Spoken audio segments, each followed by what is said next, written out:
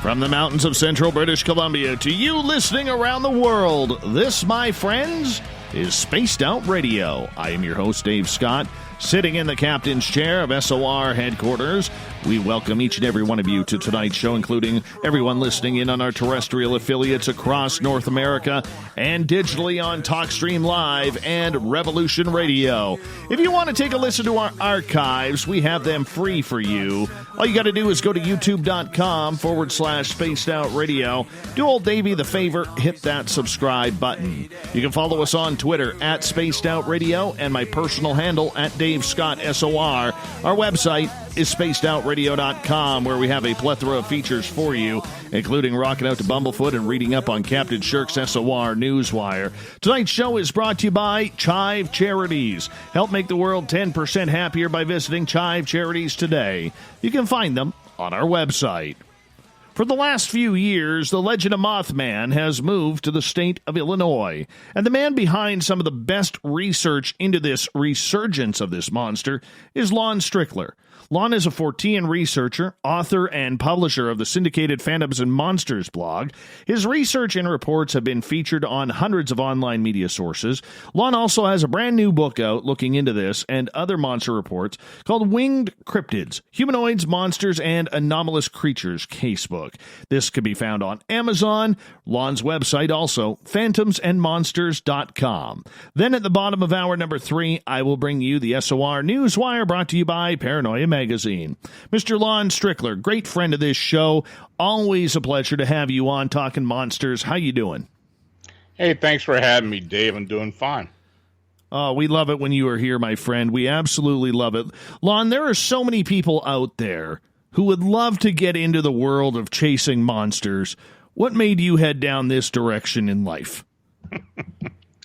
Well, in my case, I actually had some encounters that kind of steered me in that direction. I had, of course, I had the Bigfoot encounter in '81, and then I had a winged humanoid encounter with two other people in 1988 here in Pennsylvania, and that's kind of where it kicked off at. I got to ask you, because I've never heard you say that you have actually seen one of these winged humanoids. You got to tell me that story. Okay. Well, this happened in the fall of 1988. I was living in Baltimore at the time, and I happened to be at a Boy Scout conference of all places. I wasn't there as an attendee or anything, but I was there with some other people that were part of scouting, and I had been part of scouting when I was younger. Well, anyway, when I was there, I met up with an old friend of mine, a guy I went to school with, and we were actually in Boy Scouts together when we lived up in Pennsylvania, and we got to talking, and we were sitting down eating some lunch, and he knew of my interest in the paranormal from when we were back in high school. So he was, we were talking. In fact, this guy actually spent some nights with me on the Gettysburg battlefield. So, he was familiar with some of the stuff I was involved with. Well, anyway, we were sitting there talking, and the paranormal came up, and he was mentioning to me that the old Camp Conawaga, which is here in Adams County, Pennsylvania. These Boy Scouts and the troops were being run out of the camp because of these loud screaming sounds. I mean, they were just literally packing up and heading out. And in fact, I think there had been a jamboree a couple months before that, where several of the troops had complained about this and just picked up and left because the boys in the scout and the troop were just scared. Well, anyway, he told me that he and another friend were going to, another scoutmaster, were going to go up there that next weekend and check out what was going on. And he asked me if I wanted to come along. So I said, fine, I'll meet you up there. So the next Friday, we I met him at the campsite, and he asked me then, he said, we're probably going to try and stay the whole weekend. You want to hang out? Because I originally was going to stay one night, but said, okay, so that's what we did.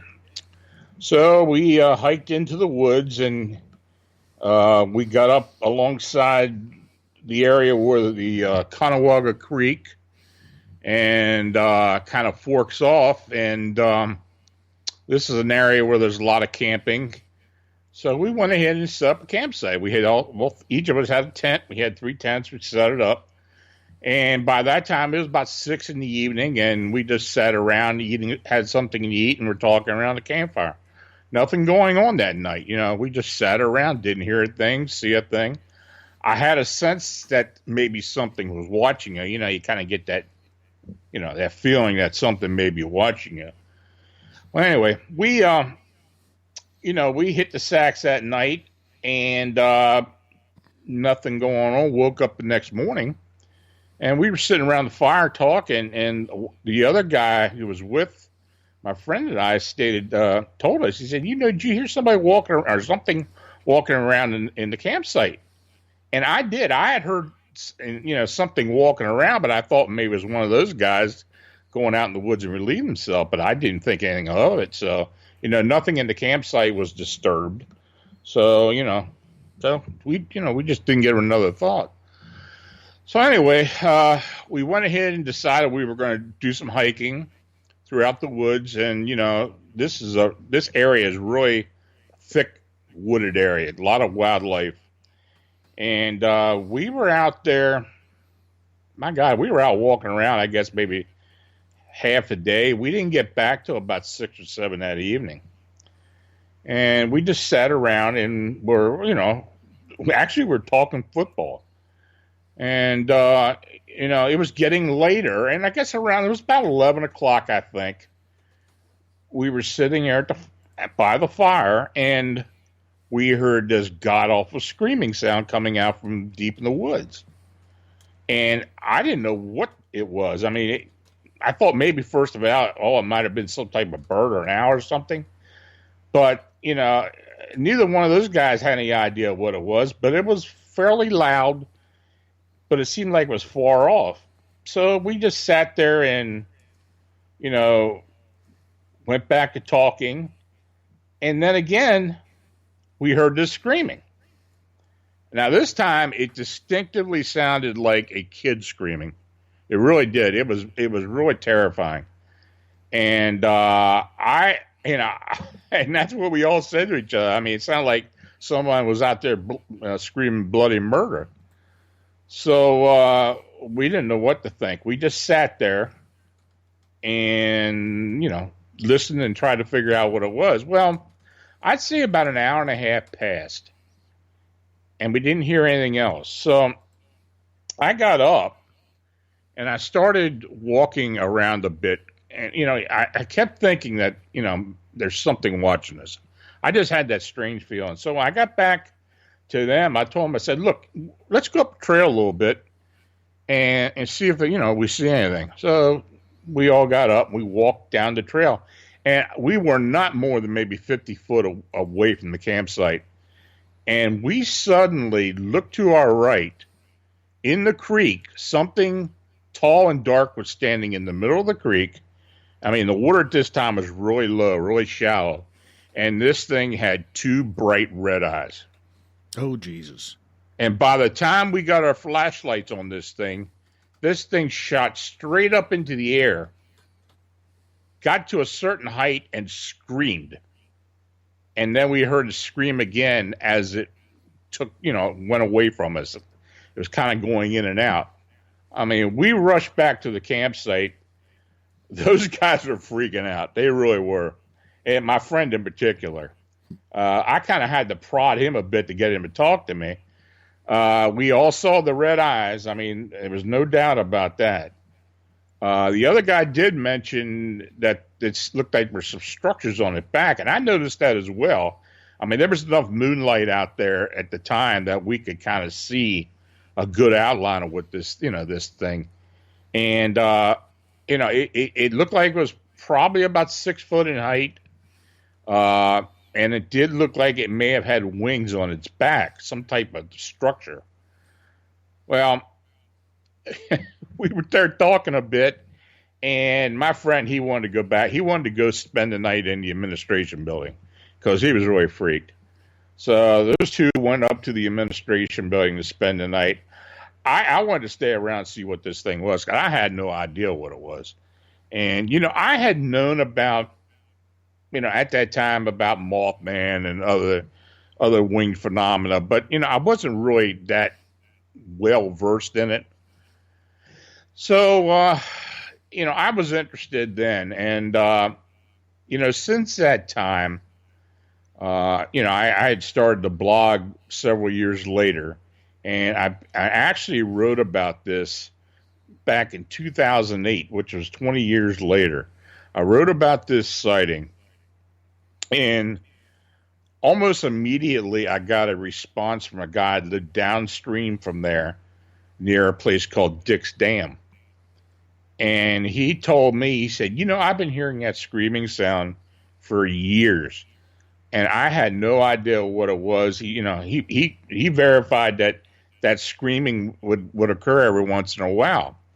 So not long after that, I received another email, and this was from a scoutmaster who had just been at Camp Conawaga with his troop about a month earlier. And he said one day they were out there, and the boys had been out hiking, and they came running back, out of breath, scared, or whatever. And they told this scoutmaster that they saw what they called a dragon standing out in the middle of the trail. He said the thing they said was like 5 foot tall, had wings like a dragon, and a long tail.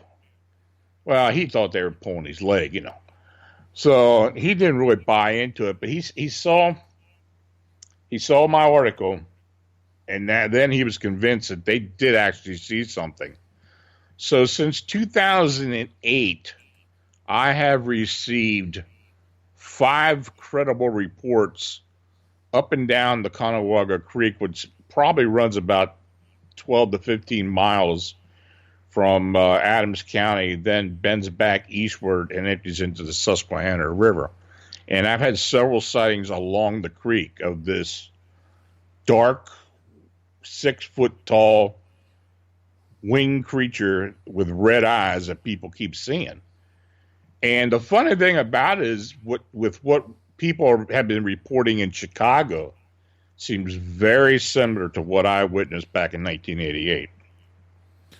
Lon Strickler is our guest tonight on Spaced Out Radio. Now, when you had this sighting and you're looking at this thing, whatever it is, with its red eyes right in front of you, you had to be filled with fear, my friend. What was going through your mind when you're looking at this? Well, I will not say I wasn't scared, but I was curious too. I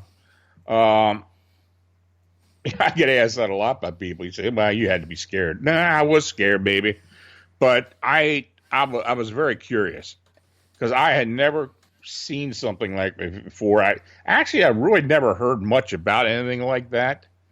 But I kind of got bitten by the bug that night. And ever since, I've really been looking into this phenomena. And it so happens that these sightings that have been occurring in Chicago just kind of dropped in my lap.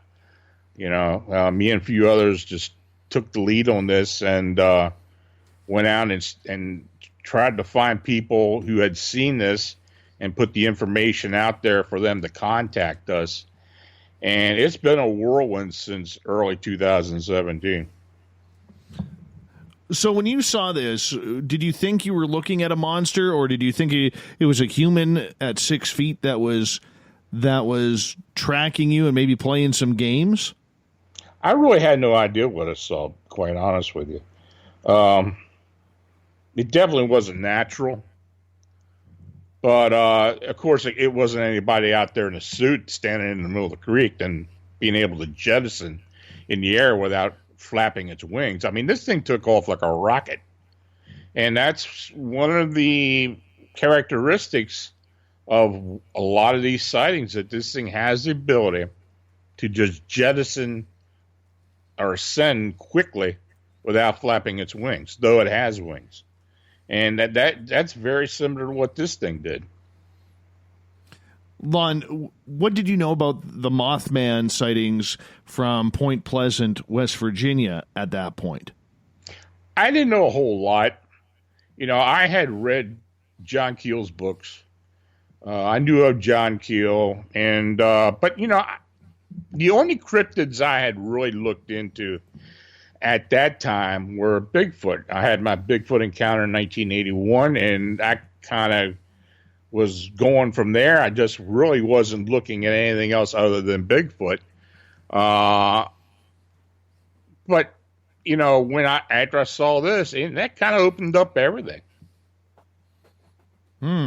So, okay, here you are. You're in the forest with some friends, and you have this sighting, and it's freaking a couple of them out. You're a little, curious, even though you're freaking out. Those red eyes. We hear so much about the red eyes and how a lot of people describe it as it's just like burning into your soul. How did you feel? Like when you saw those red eyes staring back at you, how long was this process that they were staring at you? And what was it like to try and, or did you feel anything from those red eyes like other people have stated? Well, in my instance, I only saw the red eyes for a couple seconds. I'd say they were probably the size of baseballs. They were pretty good size, and they were pretty bright. They were definitely red. They did seem to give off a light as opposed to just being a light. They gave off an energy, but that energy wasn't as palpable as a lot of the witnesses have been stating to me over the years. I guess the shock just got to me, more so than anything else. I never really did feel any dread at that time. Obviously, this put you on a path to study what this creature was. Yeah. I know that all too well because I dedicate 5 nights a week now to trying to figure out what the hell happened to me. How much of this has been passion for you personally to try and figure out what it is you saw? I'd say 50% is passion and the other 50% is curiosity. In particularly this type of cryptid. Since I had that experience myself and I have listened to others describe it, it's become a passion, more like an obsession in a way. And honestly, I'm kind of surprised I haven't written about this before before the flap had started in Chicago. I had occasionally put a story here or there in one of my previous books, but nothing dedicated to either the winged humanoids or the winged cryptid phenomena. We've got about 4 minutes here before we got to take a break here at the bottom of the hour. Lon Strickler is our guest here.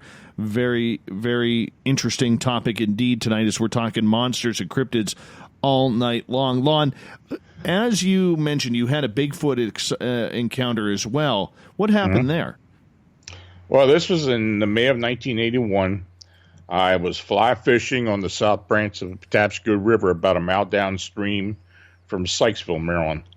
And as I was standing in the stream fly fishing, I happened to notice a dog on the other side of the creek. Well, it's a river, but it's not really wide. I'd say 25 to 30 feet at the maximum at that point. But I saw this dog moving in and out of the weeds across on the north side of the river. And I just didn't pay any mind, continued fishing. But then I noticed a yelping. So I heard this thing yelp, this dog. And then when this dog yelped, this hairy creature stood up in the weeds. And as I looked at it, Frank, I didn't know what I was looking at. I mean, I can see it from the waist up because of the high weeds, but I really had no idea what I was looking at. So as I stood there, in waders in the creek watching this thing. It walked towards my left out of the bushes and stood facing me. Definitely a male, very hairy. Had like light brownish to dark brownish hair. It was like patchy and stuff. But the face looked like that of a Neanderthal. I mean, this thing, honestly, to me, looked more human than it did any primate or ape. I'd say it was probably 7 to 7.5 foot tall. It did have a conical head, a thick brow ridge, and it was actually making a ticking sound, which I realized later was probably gnashing its teeth after I had talked to other people who have had encounters with these things. It stood there, looked at me for like a few seconds, then turned on a dime and headed and walked quickly up into the woods. And when I did see it, I'm standing here with my jaw hanging in the river. I mean, thinking, what am I looking at? I was shocked, scared, so I immediately got out of the river, went up to my car, and got in and took off towards town. Because at the time, I thought the best thing to do was to call the police and let them know what I saw. Well, I got to a bar, which was right on the edge of the river. There was a payphone there. I called the local police, told them what I saw. They told me, well, go back to where you were and, we'll meet you there. And actually, it was on like a 3 or 4 minute drive. So I got back there. And by the time I got there, there was a Howard County police officer, it was a state police officer, who was there with one of those barriers across the road.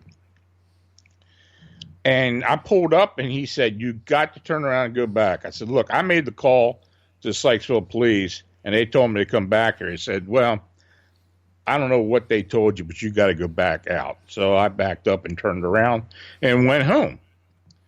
I lived locally at the time. So I went home, stayed home for maybe about an hour, got back in my car and drove back to the location. And when I got to the location, it was like Grand Central. I mean, it was like people everywhere. There were cars up and down the road. I had to park a distance away and walk up there. I walked up to where the barrier was at on the road. There was a Howard County cop standing there. I asked him what had happened. He kind of smiled at me and said somebody said they saw a Bigfoot. Hold it right there, my friend. Okay. That's a great place. We're going to continue right after this. Lon Strickler talking monsters all night long, continuing his Bigfoot story when we return on Spaced Out Radio.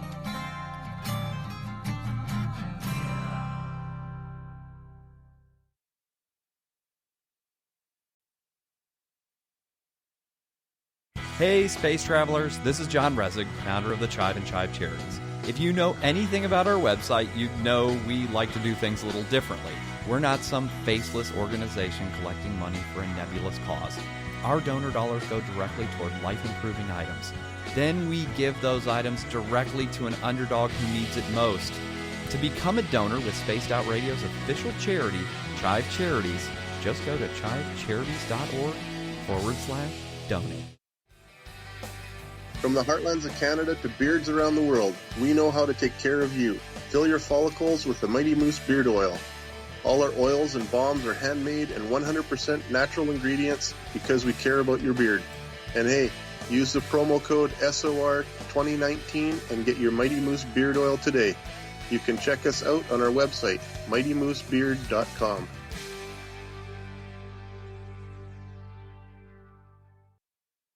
Hello, this is your guitar man, Ron Bumblefoot Thal, and I have to tell you, I love the response I get for Little Brother is Watching from Spaced Out Radio fans. It's amazing how music can inspire and make people think deeper about what's going on in the supernatural world. You can head over to my website, bumblefoot.com, to check out my music, my guitar workshops, my touring, even check out some of the hot sauces that I'm working on. And make sure you keep on listening, because with Spaced Out Radio, you know Little Brother is watching. we're adding to the entertainment online for Spaced Out Radio. I'm Amber Beckrud, and I want to invite you to subscribe to our YouTube channel and check out Cryptid Tales, where I will take you on a journey into some of the strangest legends and lore from around the world, relaying the stories to you of the strange creatures and experiences that people have had throughout time. You can find Cryptid Tales at youtube.com/Spaced Out Radio. And while you're there, don't forget to check out our free archives and leave a comment. See you there. Hey everybody, the SOR Space Travelers is open. For just $5 a month, you can hang out with Dave and our crew privately in our members-only section. With your signing, you'll receive newsletters on what's going on with Spaced Out Radio. You'll have direct contact with the host during the show in our chat, live streaming videos, and a great forum for your posts and more. Become a space traveler now at spacedoutradio.com.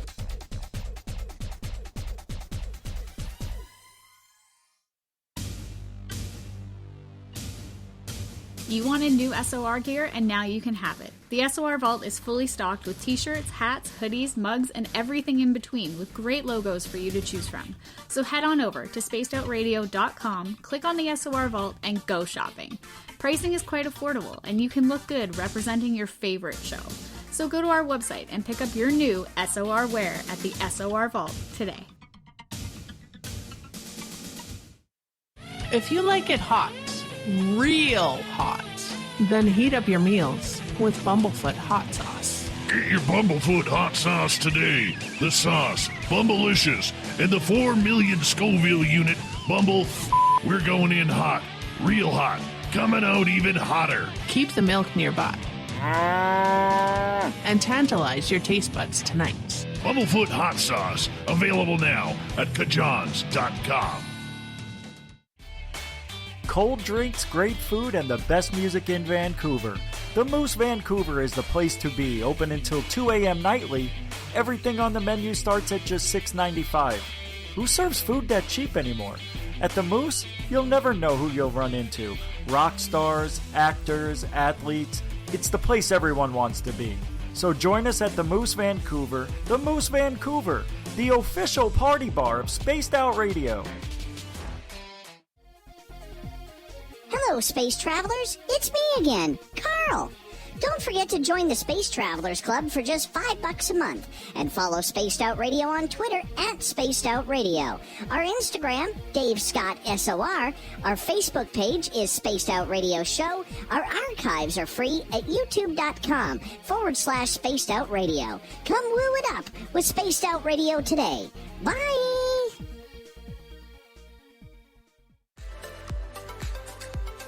Are you looking for great advertising value for your company? Look no further than Spaced Out Radio.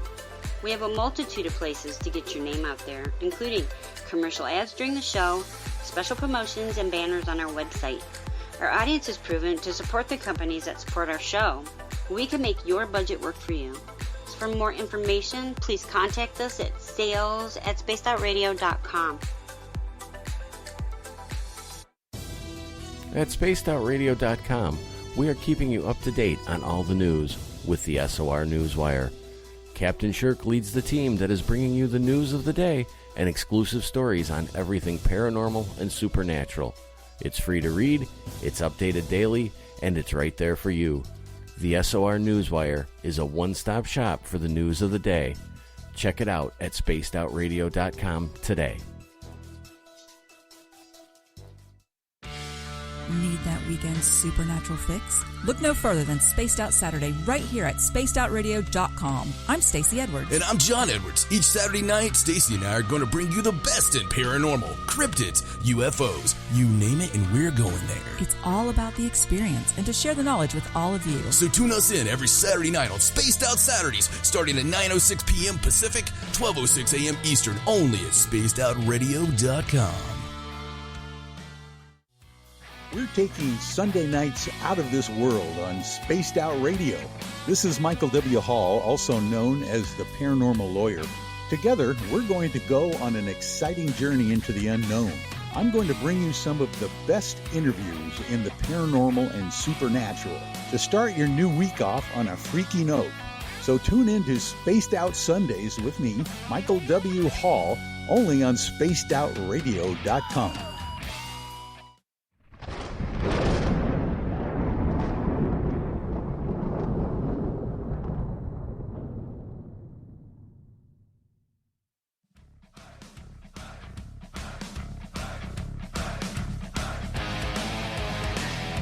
Welcome back to the second half hour of Spaced Out Radio. Tonight, I am your host, Dave Scott, sitting in the captain's chair of SOR headquarters. Thank you so much for each and every one of you joining us. I want to remind you that if you missed portions of this show or others, please subscribe to our YouTube channel, youtube.com/Spaced Out Radio. Do me the favor, hit that subscribe button. Our website is spacedoutradio.com, where we have a plethora of features for you, including rocking out to Bumblefoot and reading up on Captain Shirk's SOR News Wire.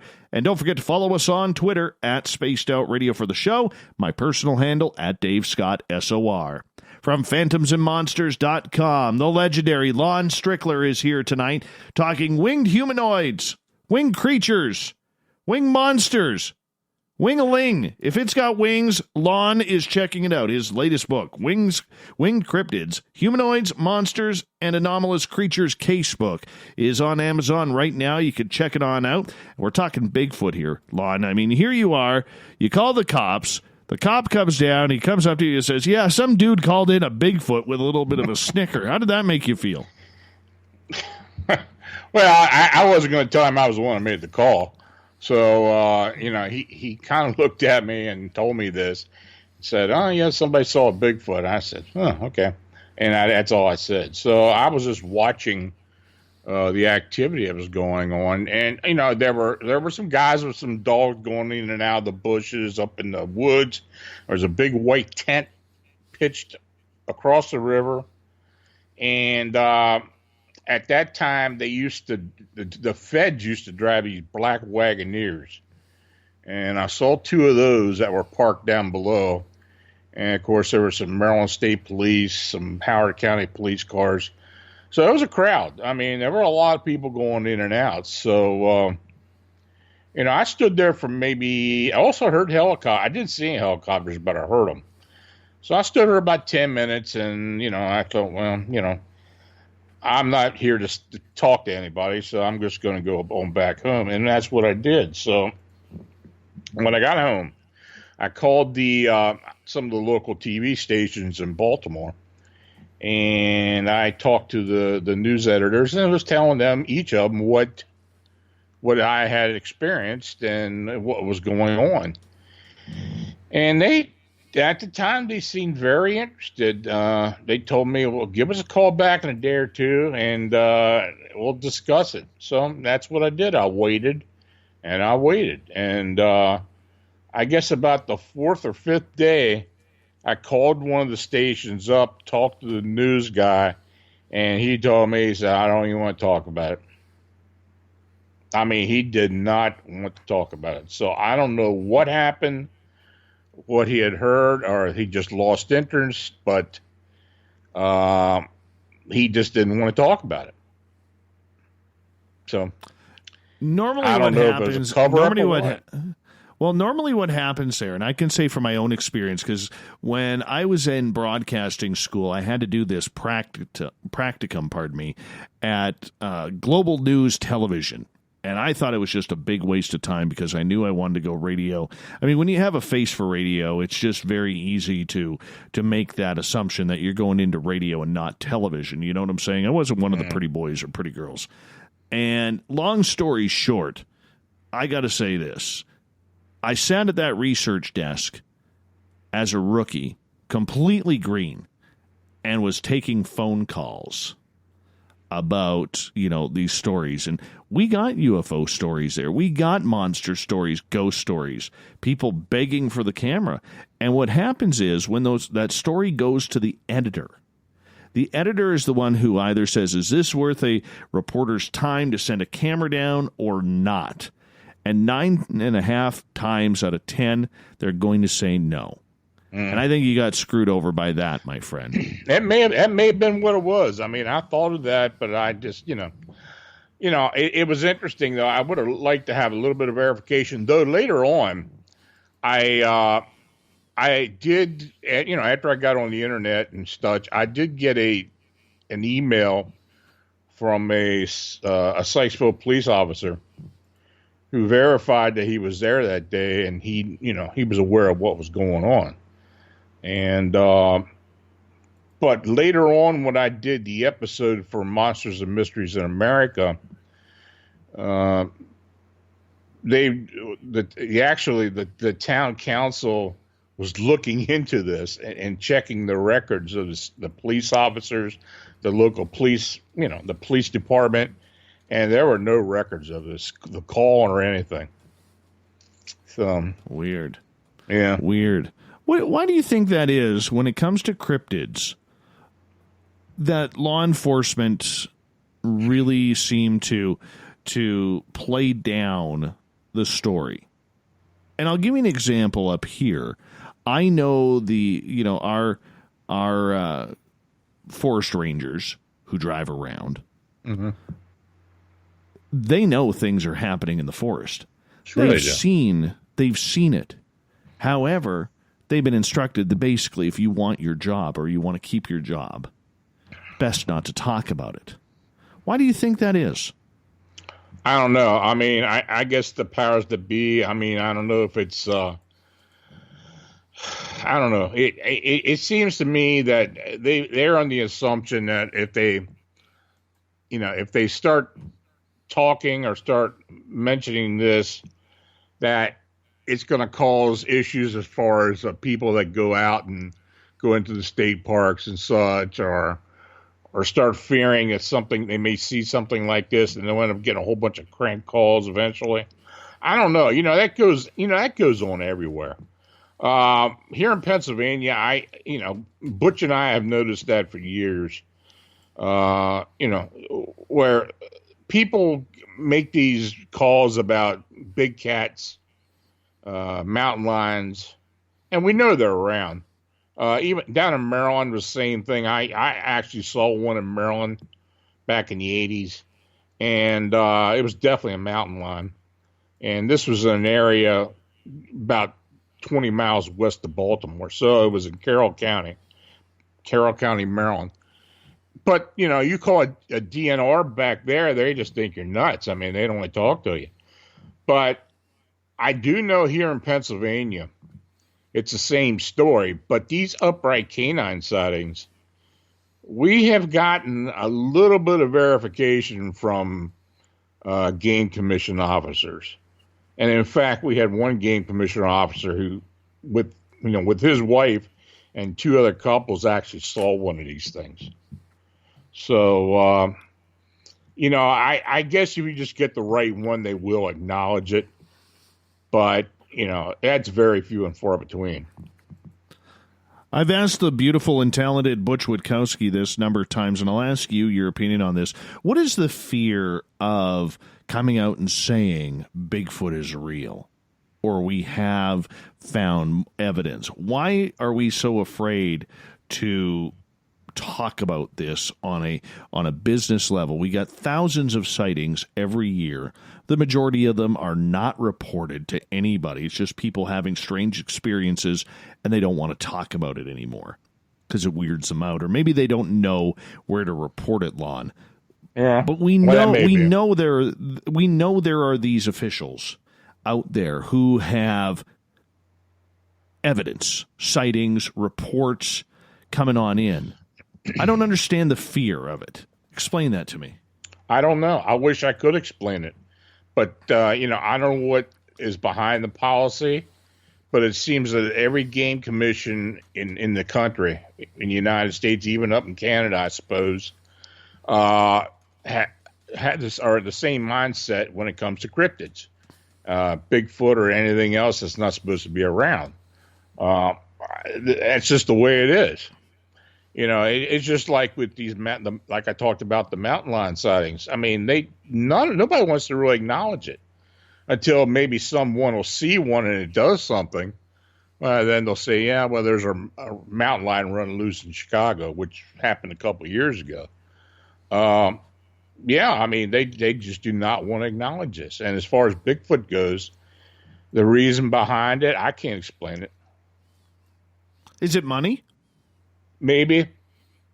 There may be a lot of reasons behind. I got a story not long ago from a guy who called me. He was down at the area that lake, that land between the lake down in Kentucky, where there has been a tradition of seeing these upright canines. And he called me after he had an encounter. He had actually, it was him and his mother and his brother, and they actually saw a print. They couldn't determine what this print was. He said it was very elongated, wide at the top. He said it looked like a elongated canine print, but he just wasn't really sure what it was. And it was pretty distinguishable. I was kind of frustrated with him that he didn't take a photograph of it. But he said they called it over one of the rangers that was there.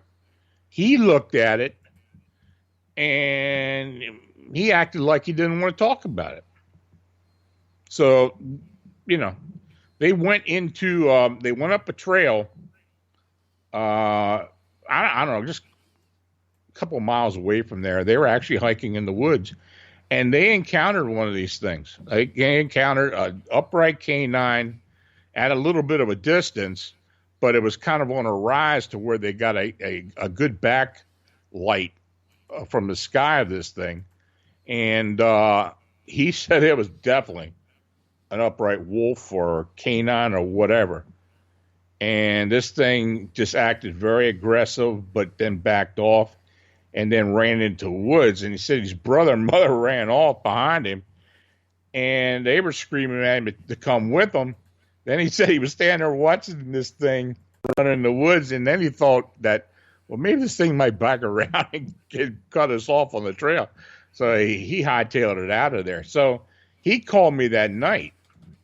And to tell me what he had seen. And I asked him about that print. I said, is there any way you can go back and get a photograph of the print? He said, sure. So he went back the next day, and lo and behold, somebody had literally scraped that area down. He said it looked like somebody took a bulldozer and skimmed the top of it off. The grass, ground, everything. Wow. Yeah. When that happens, and you see these clues and the footprints and bark ripped off a tree or scratches down a tree that don't resemble a bear, a raccoon, or a porcupine or whatever it may be, what do you make of that? Because I know where we have our gifting site, Lon, my buddy and I have a gifting site. And probably 9-10 feet up, yes, it's in bear territory, but bears usually don't rip bark off. No, they'll scratch, and you'll be able to. They'll leave scratch marks on a tree, but I mean, maybe even a little bit higher than that. I know Mark's in the chat room right now, and he could confirm it. But I mean, this was bark ripped right off, and the tree was basically, sapping up on itself. And we kind of looked at that and we were like, oh, that's kind of strange where it is. So immediately you start drawing the lines. Okay, is it porcupines? Okay, there's no porcupine scratches going up the trees. And for people who do not know, porcupines actually do climb trees. There's no bear markings. There's no chipmunk markings. It's too big for a chipmunk. It's, it almost looks like it was pulled off. And, when you're looking for signs like that, right in the middle of the forest, if you don't know what you're looking for, they really are easy to miss. Yeah. From some of the evidence that I've gotten from people and things I've seen from photographs, these Bigfoot seem to have a habit of reaching up on trees and either breaking branches or pulling bark off. They seem to do that. That it's not a bear. A bear won't do that. A bear may scratch down lower, but most of the time they're just rubbing their butt along the tree, and that's about most of what they'll do. Black bear, brown bear, any of them. So, I when you see something like that, you've got to be thinking, this is something other than a bear. Yeah. I knocked down a tree last year with my chainsaw, and it had bear claw markings all over it. Now that I'm sitting here thinking about this, I'm like, geez, why didn't I take that one piece home? Just take that one piece home. That would have been really cool to put in the studio. Have a little team stump right in the studio with bear scratches on it. But nonetheless, Lon Strickler is our guest tonight on Spaced Out Radio. We're talking monsters. I think one of the biggest mysteries with the Bigfoot and the sightings and everything that we have is why haven't we found a body? Why haven't we found that ultimate evidence to prove this? And asking you earlier in a roundabout way why the police or the forest rangers or anybody are kind of denying this. Do you think there is something ominous or evil about this creature they don't want to talk about that they may know? I guess that's a possibility, but I think that a lot of these cryptids may have an interdimensional supernatural aspect to them. It seems in the cryptid and Bigfoot worlds that's becoming a more popular thing to say. I know back a decade ago when I talk about that, people didn't want to talk to you. They think you're crazy. But the fact that we haven't found any bodies, we haven't found as much evidence that we should be finding with a creature that seems to be fairly prevalent in certain areas, tends to make me believe that they're either very good at hiding to the point like they're ghost, or they're moving in and out some way that we just don't understand. So if they're moving in a way, and that's kind of what I believe, though, they're moving in ways that we cannot understand. What is the smoking gun, Lon, outside of a body? We've been looking for 100 years to try and find a Sasquatch body, and we've had a number of hoaxes over time with this. But outside of a body, since we don't have one for scientific, research, what's the smoking gun that we should be looking for, or where are we not looking? I wish I could answer that. I don't think, first of all, if there is a physical way of collecting a body at some point, that would be it. But I just don't know at this point we're ever going to get there. If somebody is lucky enough to either photograph or digitally record one of these things, possibly manifesting from some type of physical form into whatever it is they manifest into, I don't know. I mean, I've always thought that the physical body was, the epitome of what we were looking for. But, at this point now, I just don't really know what it's going to be. It's got to be something to where people are going to believe it. But, I think unless there is a body, there's just going to be a lot of skeptics. As we have. One question I do have with evidence, I don't know if you've noticed this, but I've talked to a lot of Sasquatch researchers over the years. Why do we mainly only find one print? Rarely ever a trail, just one print. And the weird part about it is most of those prints always happen to be a right foot print. Yeah, that's a bit of an enigma. I mean, I have heard all kinds of stories of where a trail of prints would just suddenly end, like this thing took off or disappeared somehow. My buddy J.C. Johnson used to tell me about the prints that he would see in a line in a trail, and they get wider and wider apart as if the thing had a running start of some type and took off. I don't know. Is it that they're actually, vanishing or kind of dematerializing themselves somehow? Who knows? But yeah, you're right. There's a lot of instances where there's one print. Yeah, because the two that I have seen that we have found in our area, they're both different sizes. They're both right feet. And other prints that I have talked to people, I've often asked them, I said, well, was it the right foot or the left foot? And they're like, oh, I don't know. And they all of a sudden go check on their photo or whatever. And it's a right foot. It's the right foot. Only like twice I've heard it's the left foot. And these are found in areas, Lon, where there's not a lot of human traffic. And I think that's the misconception with a lot of skeptics. It's easy if you go to your local forest for somebody to go in there and scam some make some footprint tracks and go around in the soft soil and the forest padding and go and drop some footprints in there. But when you're in the middle of nowhere, like where I live, where these are popping up, something has to be out there. Yeah. It just has to. Yeah. And I've been thinking about this recently because of the shutdown, lockdowns, and everything. There's less people out, and there's less intrusion into these areas.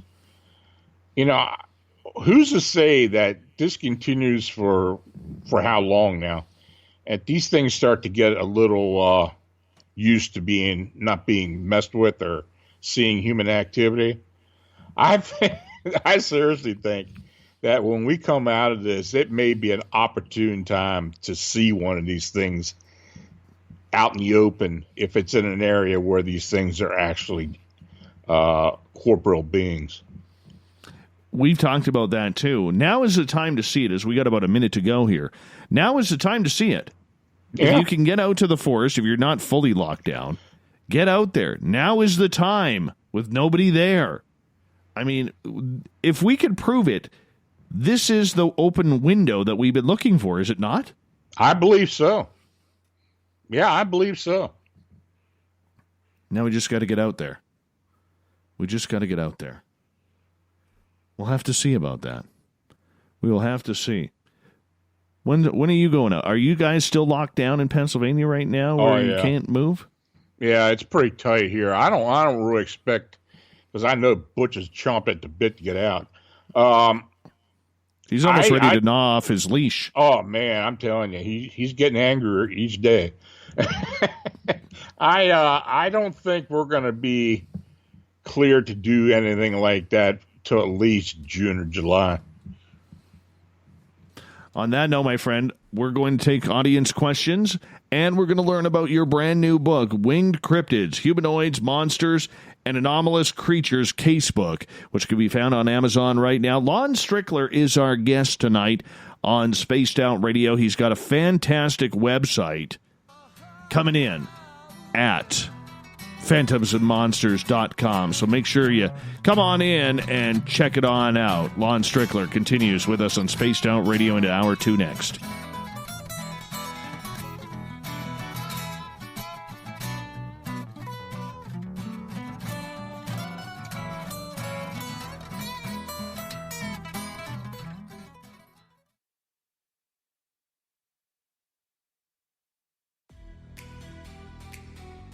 Are you an experiencer of something strange that can't be explained?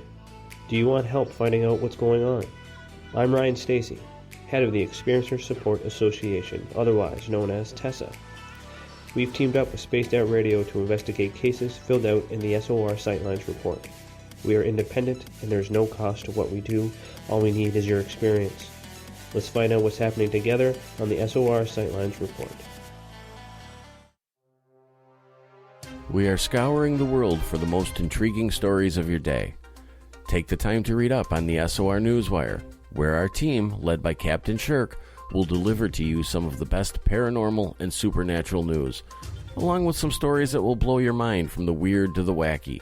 It's the news outside the news that piques interest, and that's what we're looking to deliver to you. The SOR Newswire, only at spacedoutradio.com.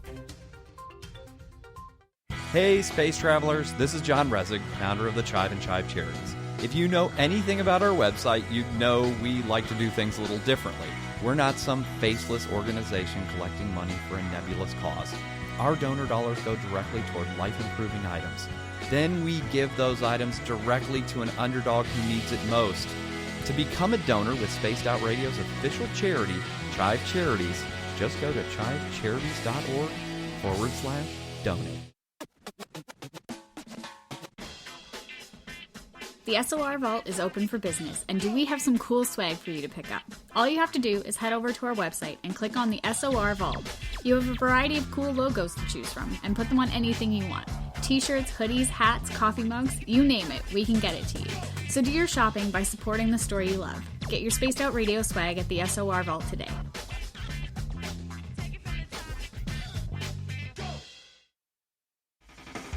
The party is always on at the Moose Vancouver. The Moose Vancouver is where you want to be when visiting Canada's West Coast. Open until 2 a.m. nightly, the Moose cranks up the rock while serving some of the best rated food in the city. The menu starts at $6.95. Why party anywhere else in Vancouver when the Moose is right there? Get your horns up and rock with the Moose, the official party bar of Spaced Out Radio. For the price of 1 cup of coffee a month, you can become an SOR Space Traveler. The Space Travelers Club is a place where you can interact with other listeners, either live during the show or on our great forum. We want your stories, pictures, comments, and ideas. You'll get live video streams, exclusive content, and be a part of our newsletter. Stay in touch with everything SOR. The Space Travelers Club is just $5 a month at spacedoutradio.com.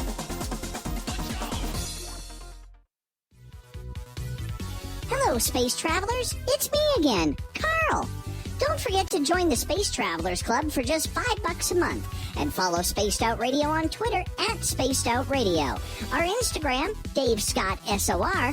Our Facebook page is Spaced Out Radio Show. Our archives are free at youtube.com/Spaced Out Radio. Come woo it up with Spaced Out Radio today. Bye! Are you intrigued by Paranormal Talk Radio? You'll love the new Paranormal Radio app from TalkStream Live. You'll find a great selection of talk shows covering UFOs, ghosts, strange phenomena, and much more. Download the Paranormal Radio app now and start listening to the very best in paranormal talk entertainment, including the network you're listening to right now, the Paranormal Radio app, free in Google Play and the iOS App Store. Hi there, this is the paranormal lawyer Michael W. Hall. I'd like to invite you to listen in each Sunday night where we're going to open up your eyes to everything strange and paranormal. I will be hosting some great guests with topics that affect us all, such as UFOs, ghosts, and everything paranormal. Let's learn together on Spaced Out Radio Sunday with myself, Michael W. Hall, the paranormal lawyer at spacedoutradio.com. Looking for creative ways to get your company out in the public? How about advertising on Spaced Out Radio? Our sales department is waiting to hear from you, and we can work around any budget. From commercial spots to banners to special promotions, there are many opportunities to get your name and product out to our SOR listeners. For a price guide and more information, please contact us at sales@spacedoutradio.com. Get your horns up with me on Spaced Out Radio. This is Ron Bumblefoot Thal. Come tune in to SOR where you can hear me rock out with Little Brother is Watching, the official theme song of Spaced Out Radio. And then come on over to bumblefoot.com where you can find out about my tour schedule, my music, and everything else. Bumblefoot.com keeps you up to date on what I'm doing and the best way to stay in touch with my music and music camps. Sign up for my newsletter at bumblefoot.com and remember, Little Brother is Watching. Hey everyone, I'm John Edwards. And I'm Stacey Edwards. Together we're taking over Saturday nights on Spaced Out Radio, where we're going to bring our own experiences of the paranormal and talk to the best people we can find to help bring you answers to your strange tales. We're here to entertain your need for weekend woo! So tune us in at spacedoutradio.com starting at 9:06 Pacific, 12:06 a.m. Eastern, where we can all get a little spooky together. Spaced Out Saturday nights right here at spacedoutradio.com. Hi, this is Amber Beckrud, and I want to invite you to subscribe to our YouTube channel where we store all of the SOR show archives for free. And as an added bonus, every 2 weeks I'm posting brand new content on Cryptid Tales, where I will get into some of the spookier legends and folklore from around the world and tell the stories that go with them. Find us at youtube.com/Spaced Out Radio and check out Cryptid Tales today. Drop a comment and let me know what you want to hear. See you there. I'm feeling a little spicy tonight. What to do? What to do? Why not get Bumblefuck? 4 million Scoville units of pure hard rock. Bumblefoot hot sauces come in 3 flavors. The burning bumble, tone it down a bit with Bumblicious, and throw the sauce on everything. Spice it up. Bumble me, baby. Bumblefoot hot sauce. Get it today at Kajans.com.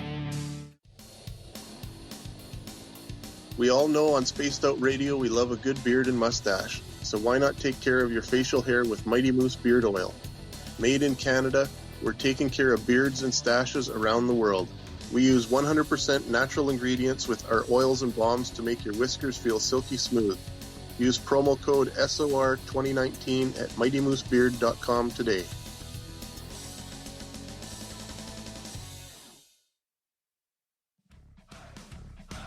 You're listening to Spaced Out Radio with Dave Scott.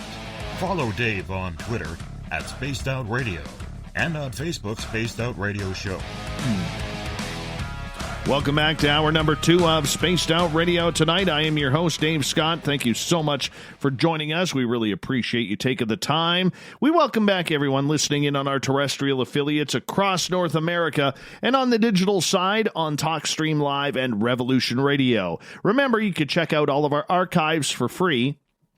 All you got to do is go to youtube.com/Spaced Out Radio. Just do old Davey the favor. Hit that subscribe button. Our website is spacedoutradio.com, where we have a plethora of features for you, including rocking out to Bumblefoot and reading up on Captain Shirk's SOR Newswire and much more. The Desert Clam has set the password for tonight in the SOR Space Travelers Club. Pagophagia. Pagophagia is your password. Use it wisely, Space Travelers. As the Clam sets the password each and every night right here on Spaced Out Radio. Yeah. Don't forget to follow us on Twitter at Spaced Out Radio for the show and my personal handle at Dave Scott SOR. From phantomsandmonsters.com, one of the best cryptid investigators in North America, Lon Strickler, is with us tonight. You can go on Amazon. He's got about 168,000 books on everything monsters, but his newest one is called Winged Cryptids, Humanoids, Monsters, and Anomalous Creatures Casebook. And we're going to get into this and your questions in the chat room. PBR is asking right off the bat, Lon, how many Bigfoot sightings have you had? Just that one in 1981. You've been waiting almost 40 years for your second one. That's tough. I guess you can look at it that way. That is tough, my friend. That is very tough. Man. And I'm going nuts here because mine happened in 2013. And I'm going on 7 years here. And I'm itching. I've been close. I know I've been close, but I'm still itching. You know, are you upset that you've only had the one? Not really. I've looked into this phenomenon for a long time. I haven't really been out there looking for this thing as opposed to a lot of investigators. I'm more into the research, disseminating the sightings, reports, and such at this point now. I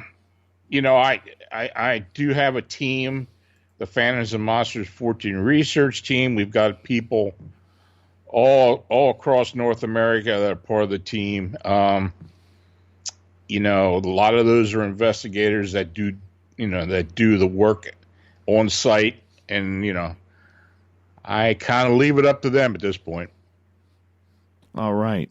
Joey is asking in the Spaced Out Radio SOR Space Travelers Club on our website, how do you account, Lon, for the limited size of wings of these anthropomorphic winged cryptids as it relates to their ability to actually fly? That's a pretty good question.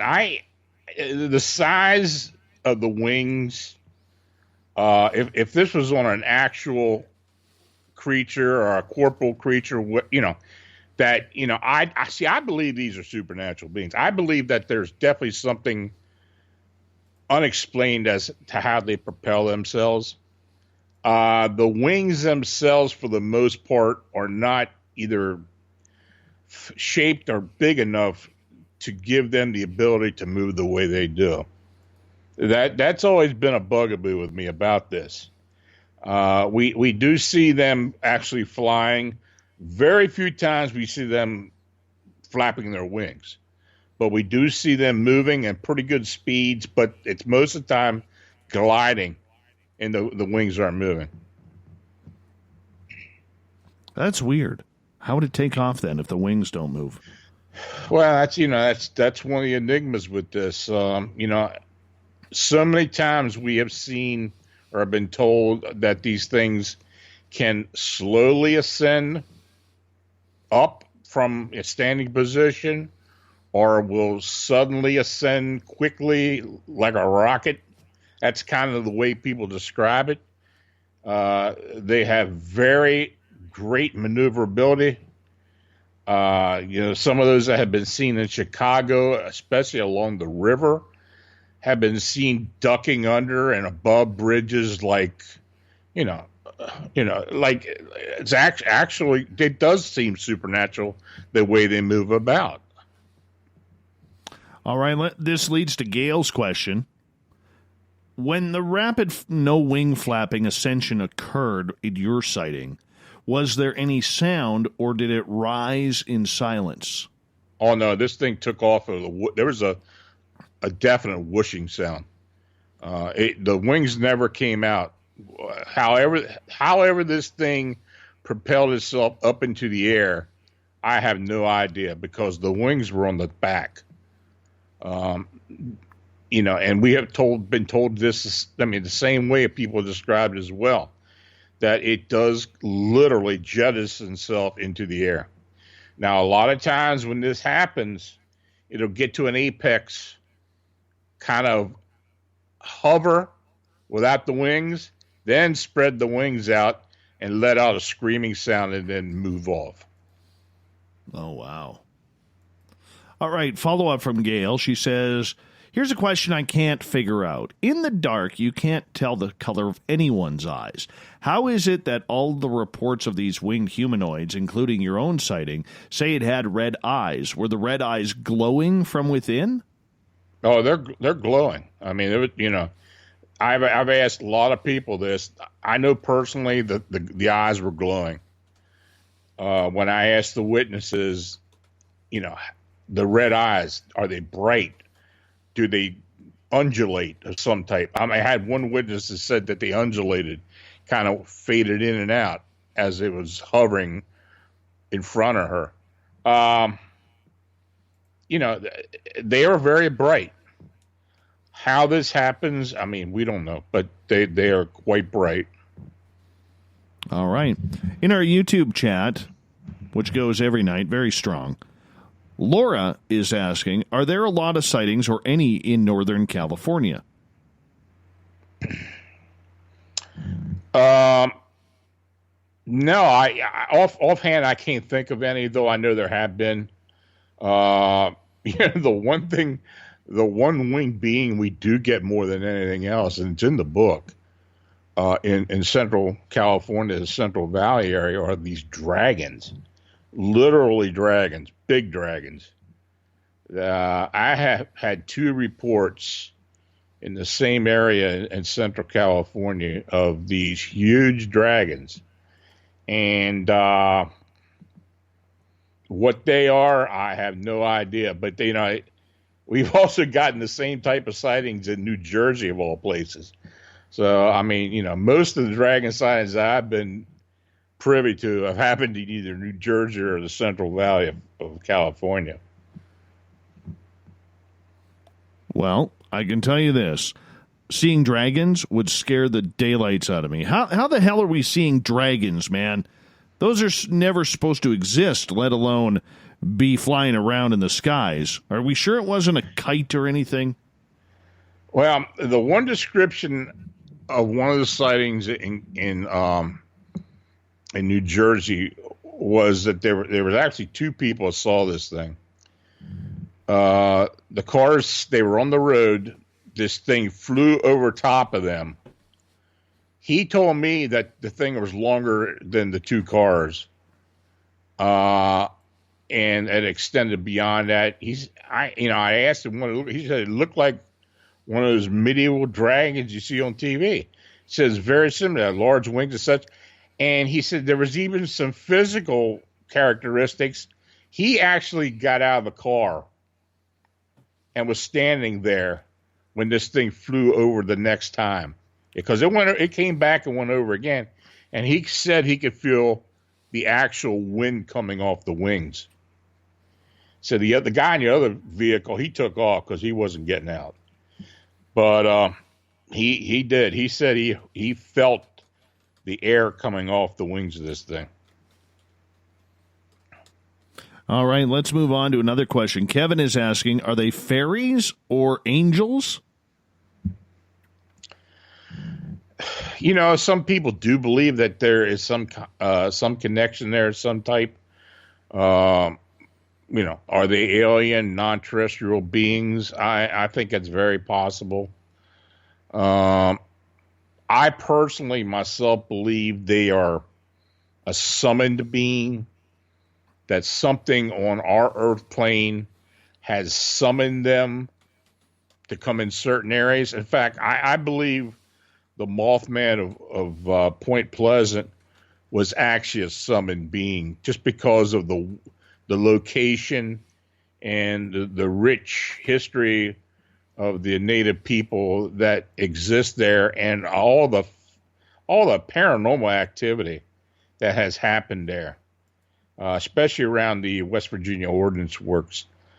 Some of the EVPs and phenomena that I have been shown and listened to over the years has convinced me that there is at least a very strong spirit there that I believe has summoned or did summon that being there between 66 and 67. Chris is asking, are governments abusing cryptids for their needs, or did they even create some of them? Yeah, that's possible on both sides. I have investigated the Bigfoot phenomena in Maryland in particular, and I have had witnesses, former government people and military people, swear to me that there are facilities in Maryland that have that do hold these beings. Now, why that is, I don't know, but you know, unfortunately, there's no real proof. It's all anecdotal. You kind of have to go with the reputation or what you think the person, you know, how the person is discussing this with you or what they're telling you, and then follow up on it and check it out. But I have been told that several times, and not only in Maryland. I've been told that in other places as well. All right. Philip is asking if they're ever seen in family groups. Yeah, occasionally. Most family groups where you may have a pod or actual family group are in areas where I believe there's a good possibility of indigenous Bigfoot, that these hairy hominids are actually indigenous. Your neck of the woods, the Pacific Northwest, I believe for the most part that these are indigenous beings, that they do inhabit the area. Florida, the skunk ape, I think is a natural being. Some parts of Louisiana, Arkansas, eastern Texas, I believe those are also possibly indigenous areas. But overall, I think, and especially most parts of the United States where these are seen at, I think they're probably a supernatural being. Brutus is asking, could drones explain any of these? Have you ever considered any other hypothesis besides real manifestations? Now, if you're talking about drones actually seeing these things from above, I guess it's a good possibility to use that as, some type of investigative technique, especially now. We talked earlier about that these beings and most cryptids, since there's not a lot of people out there moving about, they may open themselves up to a possible sighting, and having drones out there that might be a good way of getting a good look at them. Darcy is asking, Lon, have you ever received any reports of flying manta rays? Oh, yeah, that's something that's in the book. I have a chapter about the flying manta rays, the flying manta ray shaped beings. This is a phenomenon that I've been looking in personally for the last decade or so. I started receiving reports along the Ohio River Valley, not unlike areas where the Mothman sightings have taken place. Now, these manta ray shaped beings are manta ray shaped, possibly biocraft of some type. They do look like a manta ray, but they come in all different sizes, anywhere from a couple feet to fairly large beings. They do fly in the air. They undulate like an actual stingray, a manta ray would in the water. They're usually seen around an area where there is some type of water, either a stream or a river or a lake.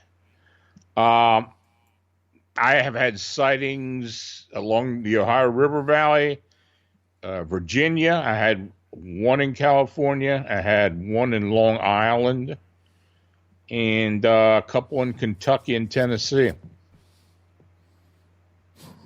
Gary is asking, Lon, if the reports of the different color eye shine on all cryptids is caused by our own interpretation, what happens if we're colorblind or they're colorblind?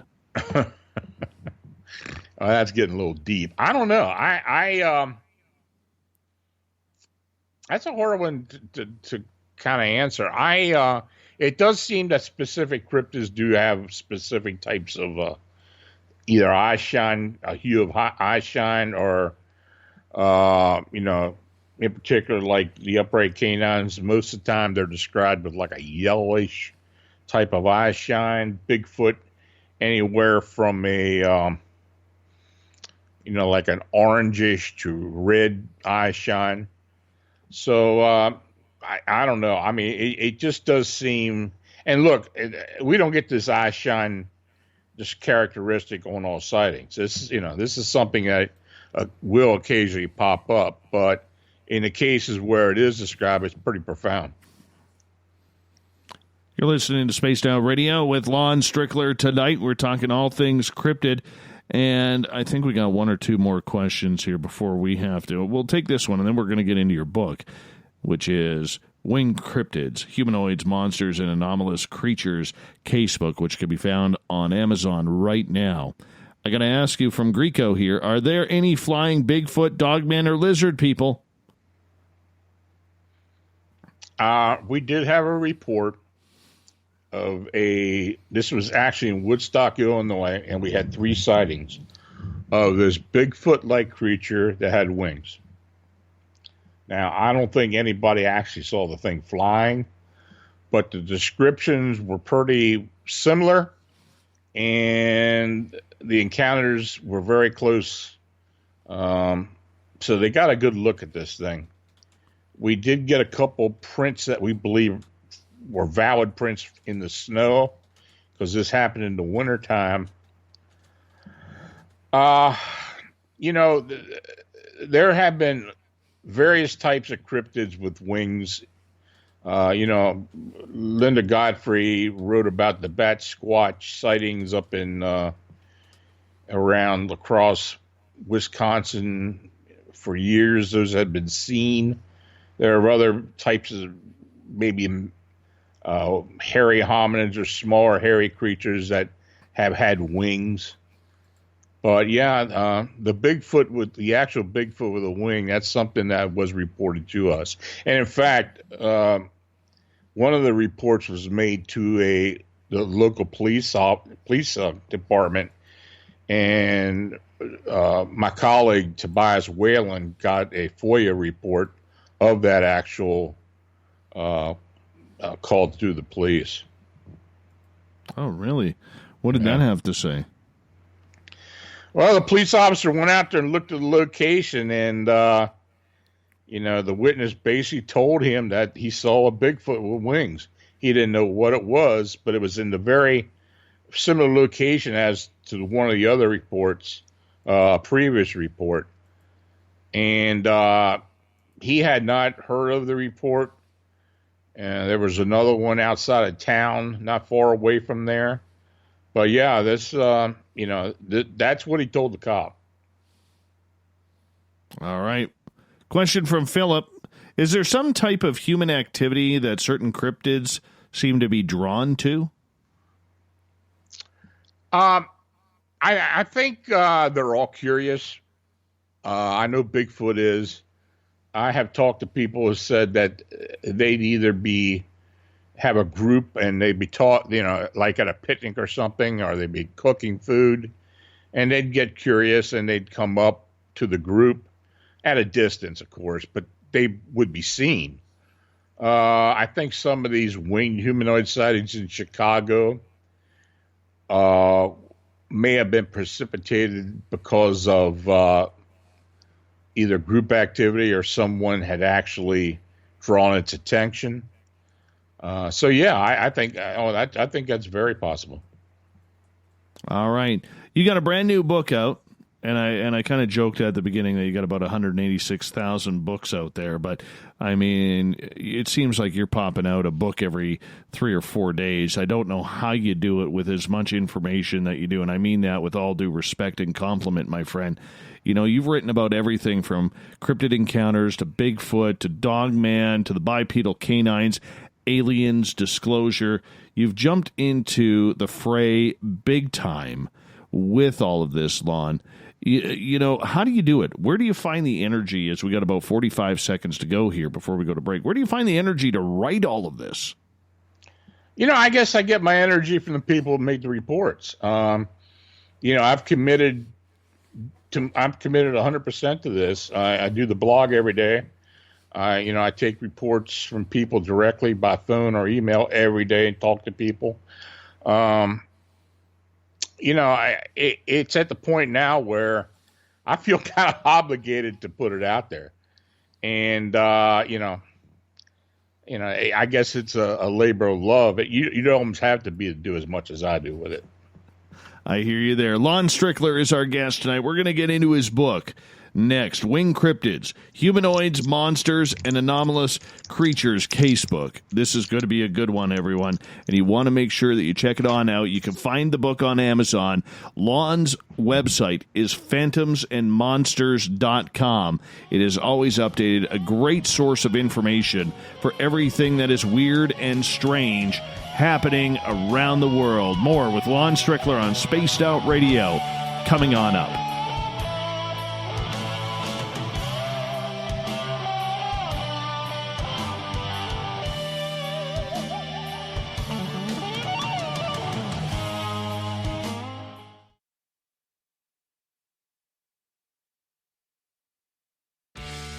Need that weekend supernatural fix? Look no further than Spaced Out Saturday right here at spacedoutradio.com. I'm Stacey Edwards. And I'm John Edwards. Each Saturday night, Stacey and I are going to bring you the best in paranormal, cryptids, UFOs, you name it, and we're going there. It's all about the experience and to share the knowledge with all of you. So tune us in every Saturday night on Spaced Out Saturdays, starting at 9:06 p.m. Pacific, 12:06 a.m. Eastern, only at spacedoutradio.com. Cold drinks, great food, and the best music in Vancouver. The Moose Vancouver is the place to be, open until 2 a.m. nightly. Everything on the menu starts at just $6.95. Who serves food that cheap anymore? At the Moose, you'll never know who you'll run into.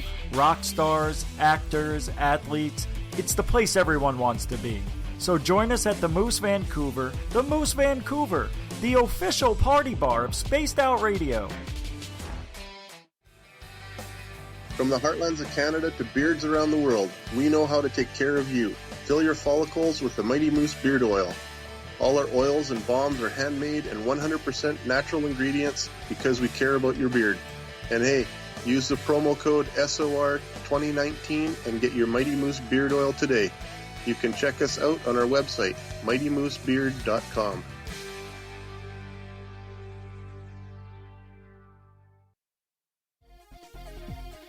Hello, space travelers. It's me again, Carl.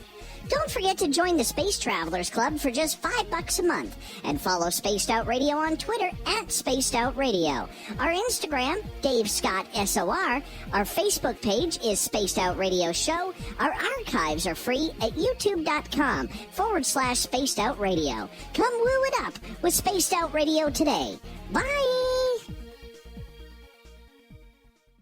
If you like it hot, real hot, then heat up your meals with Bumblefoot hot sauce. Get your Bumblefoot hot sauce today. The sauce, Bumblicious, and the 4 million Scoville unit Bumble. We're going in hot, real hot, coming out even hotter. Keep the milk nearby and tantalize your taste buds tonight. Bumblefoot hot sauce, available now at kajans.com. Hello, this is your guitar man, Ron Bumblefoot Thorne, and I have to tell you, I love the response I get for Little Brother is Watching from Spaced Out Radio fans. It's amazing how music can inspire and make people think deeper about what's going on in the supernatural world. You can head over to my website, bumblefoot.com, to check out my music, my guitar workshops, my touring, even check out some of the hot sauces that I'm working on. And make sure you keep on listening, because with Spaced Out Radio, you know Little Brother is watching. You wanted new SOR gear, and now you can have it. The SOR Vault is fully stocked with t-shirts, hats, hoodies, mugs, and everything in between, with great logos for you to choose from. So head on over to spacedoutradio.com, click on the SOR Vault, and go shopping. Pricing is quite affordable, and you can look good representing your favorite show. So go to our website and pick up your new SOR wear at the SOR Vault today.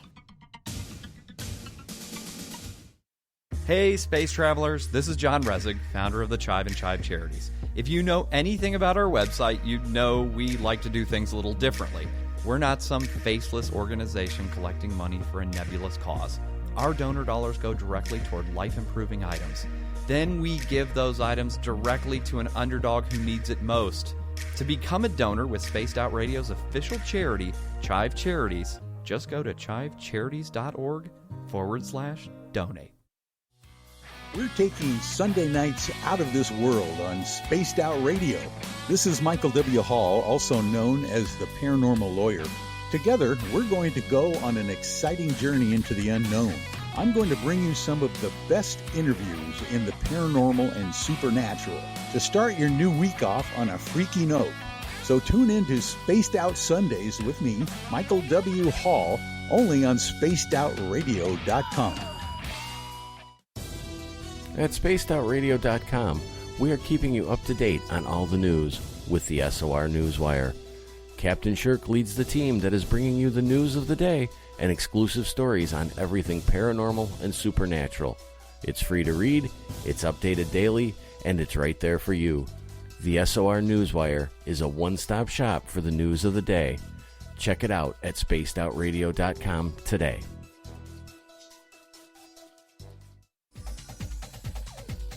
Hey everybody, the SOR Space Travelers is open. For just $5 a month, you can hang out with Dave and our crew privately in our members-only section. With your signing, you'll receive newsletters on what's going on with Spaced Out Radio. You'll have direct contact with the host during the show in our chat, live streaming videos, and a great forum for your posts and more. Become a space traveler now at spacedoutradio.com.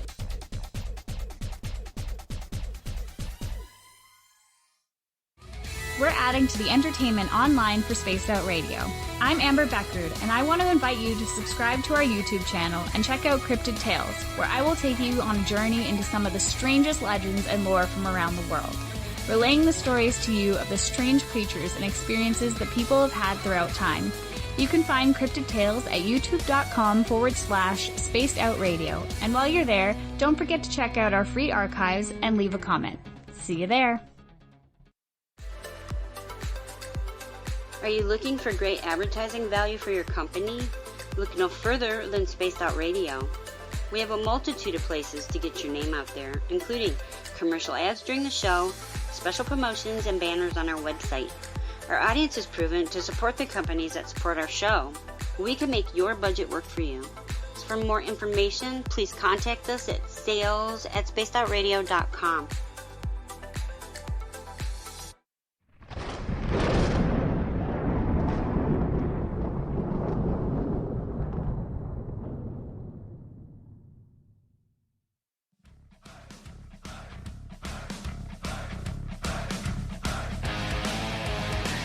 We passed the halfway point of Spaced Out Radio tonight. I am your host, Dave Scott, sitting in the captain's chair of SOR headquarters. Thank you so much for joining us tonight. Really appreciate you taking the time. Want to remind all of you that if you have missed portions of this show or others, you can check out our free archives at youtube.com/Spaced Out Radio. Do me the favor, hit that subscribe button. Our website is spacedoutradio.com, where we have a plethora of features for you, including Rocking Out to Bumblefoot and reading up on Captain Shirk's SOR Newswire. Follow us on Twitter, will you? At Spaced Out Radio for the show, and my personal handle at Dave Scott SOR. Want to give a shout out to a beautiful fan of this show, Heather, and she is partying and introducing her friend, Cruz, who is celebrating a birthday tonight in Las Vegas. Sorry it's not on the Strip. Sorry old Davey can't be there in Vegas with you partying, but happy birthday, Cruz, nonetheless. Hope you have just a beautiful, beautiful day. Tonight we are talking with Lon Strickler. Phantomsandmonsters.com is his website. Got a great book out that you can find right now on Amazon called Winged Cryptids, Humanoids, Monsters, and Anomalous Creatures Casebook. Lon, thank you so much for joining us. How are you? I'm doing fine. Thanks for having me. Thank you so much. Tell us about this book. What led you to this book about winged cryptids? Well, I had written a book back in end of 2017 about the winged humanoid sightings that had been going on in Chicago for the previous year, and some other sightings that happened previous to that. So I kind of left it hanging there after the end of 2017. I went and did another book, considered alien disclosure with experiencers and abductions. So I decided to go ahead and pick up with all the sightings that had continued after 2017 in the Chicagoland area. Decided to put it in a book, but then I wanted to cover some of the other strange sightings that I had been given to me or I had worked on over the years. And all these cases that are listed in this book are actual cases that were sent to me or that I or one of my team investigated. So, it's just not something I pulled off the internet somewhere. A lot of these cases are about I'm going to call them the new Mothman sightings in the Chicago area and what people are seeing there. Let's go back in time a little bit of when and how that started. Well, the first sightings that kind of got some attention were back in 2011, and there were 3 sightings in July, August, and September in South Chicago. They were described as very similar to what people are seeing now as dark humanoid, emaciated humanoids with wings that kind of look more Mothman-like or insectoid-like. There was actually a photograph taken of one of these beings flying. The person that took the photograph, they actually just, because they were from Australia, they had actually said it looked like an oversized sugar glider. It was kind of a strange wing formation, but it did look like maybe a Luna moth type of formation of the wings. It was quite different and very different to what people have been saying now. So anyway, that was back in 2011. And over the years, before 2017, I'd get a sighting either here or there. Nothing spectacular that came out of the Chicago area. And, but I never really thought too much about it. Then, of course, when 2017 rolled around in March and April, a bunch of sightings were coming onto the MUFON case management system. So my colleague Manuel Navarrete, who lives in Chicago, brought it to my attention that these sightings were being reported. He's a UFO investigator, and his website's UFOclearinghouse.com. He mentioned that these sightings were coming up, but of course, when it reported to MUFON, you don't get the information or contact information. But we were lucky enough to be able to track down one of these witnesses. This was a woman who was walking her dog, professional woman, actually lawyer, who was walking her dog in Oz Park, I guess that is North Chicago, and they were walking into the park. It was at night. And she noticed this thing standing on the sidewalk in the park. Huge. I mean, 6 to 7 foot in height with wings that kind of extended over top the being. Huge wings in its back. And it had red eyes. And the thing looked at her. The dog, it was a Jack Russell dog. He cowered behind her. He wanted nothing to do with this thing. And as this thing looked at her, it just jettisoned itself up into the air.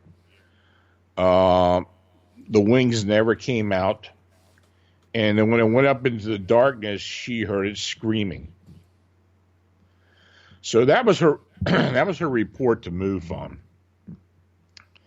So not long afterwards, there were a couple other sightings, one in Humboldt Park, another further south at a nighttime market where there were deliveries coming in at night for the market, where several people saw this.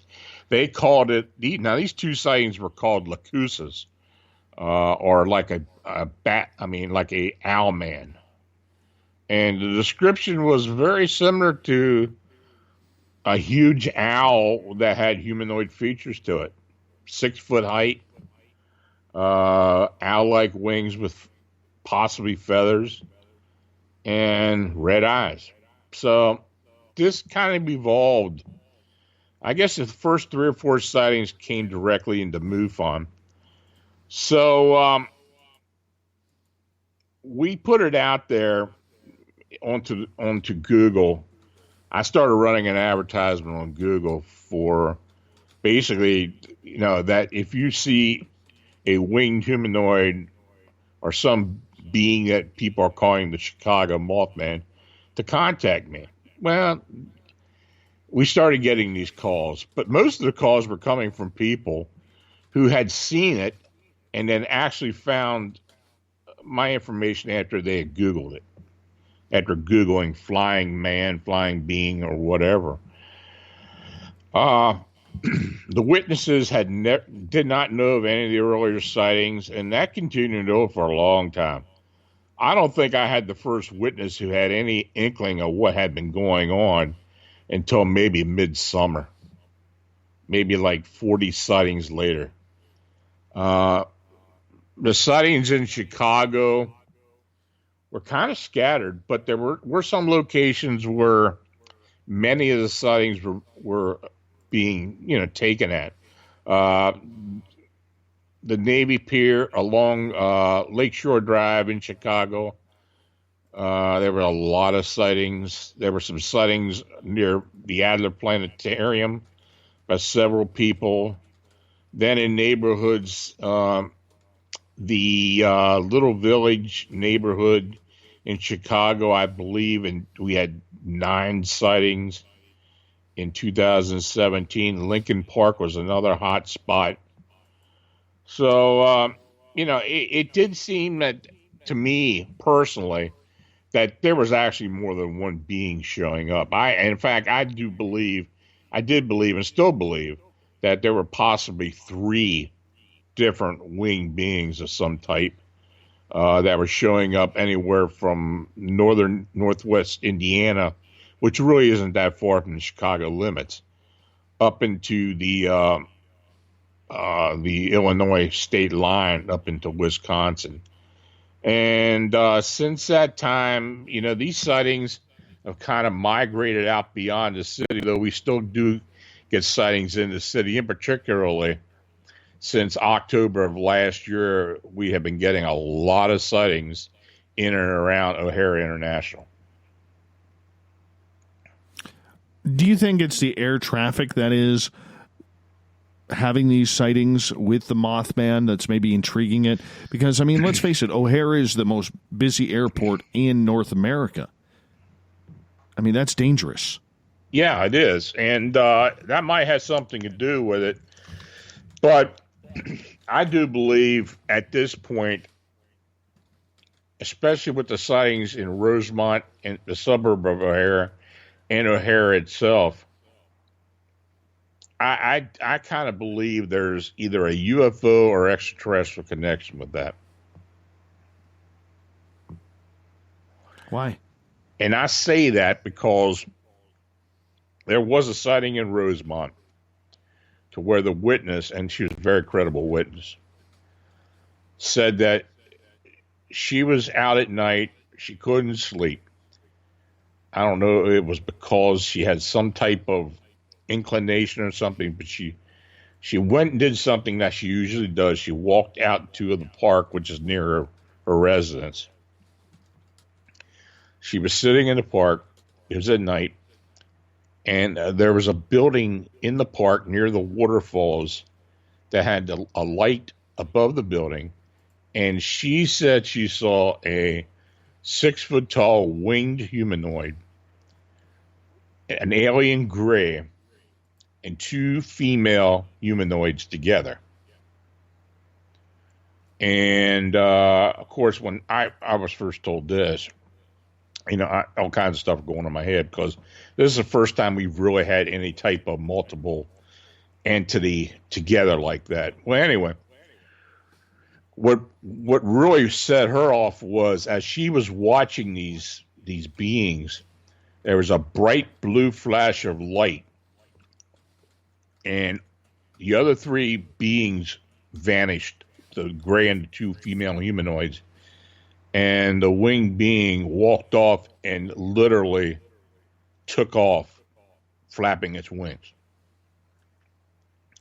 Now, that sighting was very interesting for another reason. She told us that 2 days later, she was at work. She was professional. She was in the cafeteria at her work, and her friend was with her, but her friend had gone to the restroom.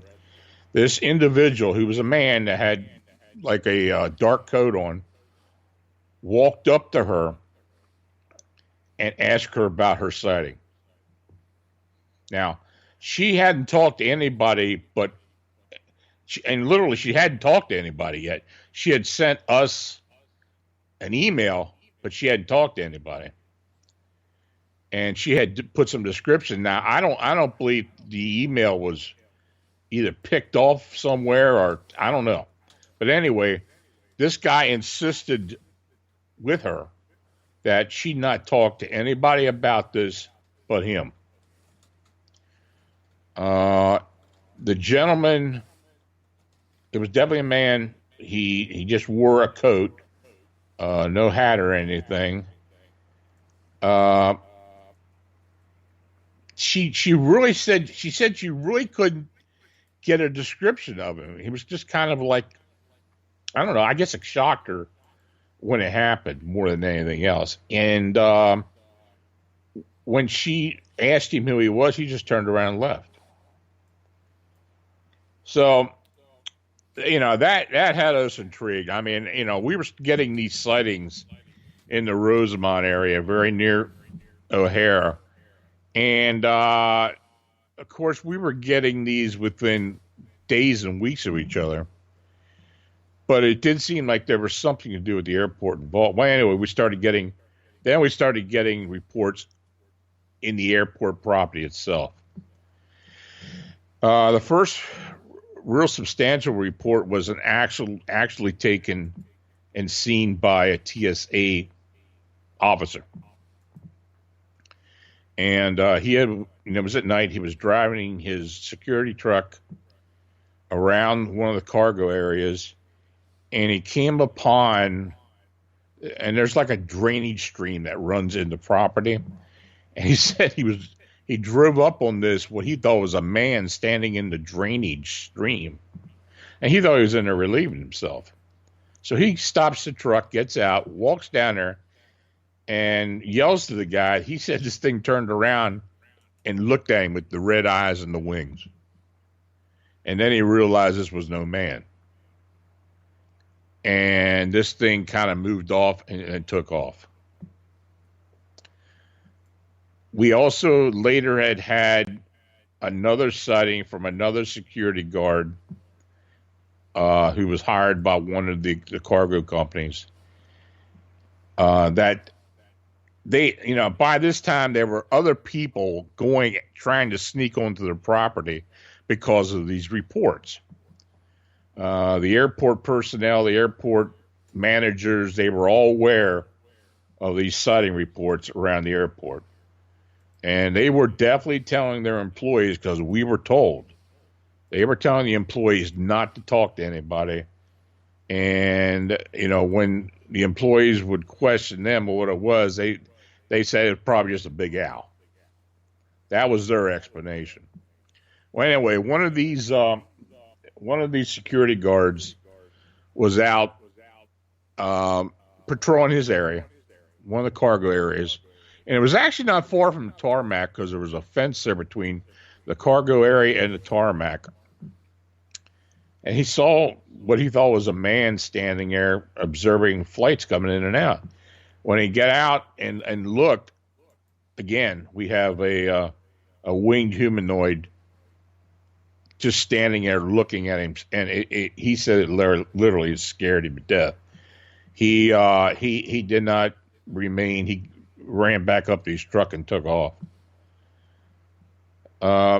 Another sighting that we did receive, and I don't really know if this is connected to these winged humanoids, but it's very interesting because many people don't know O'Hare has a small cemetery on the property.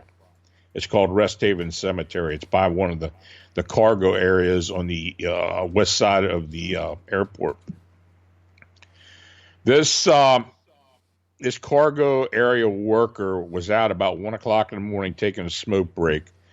He said that this small cemetery just sits across the road from where he was.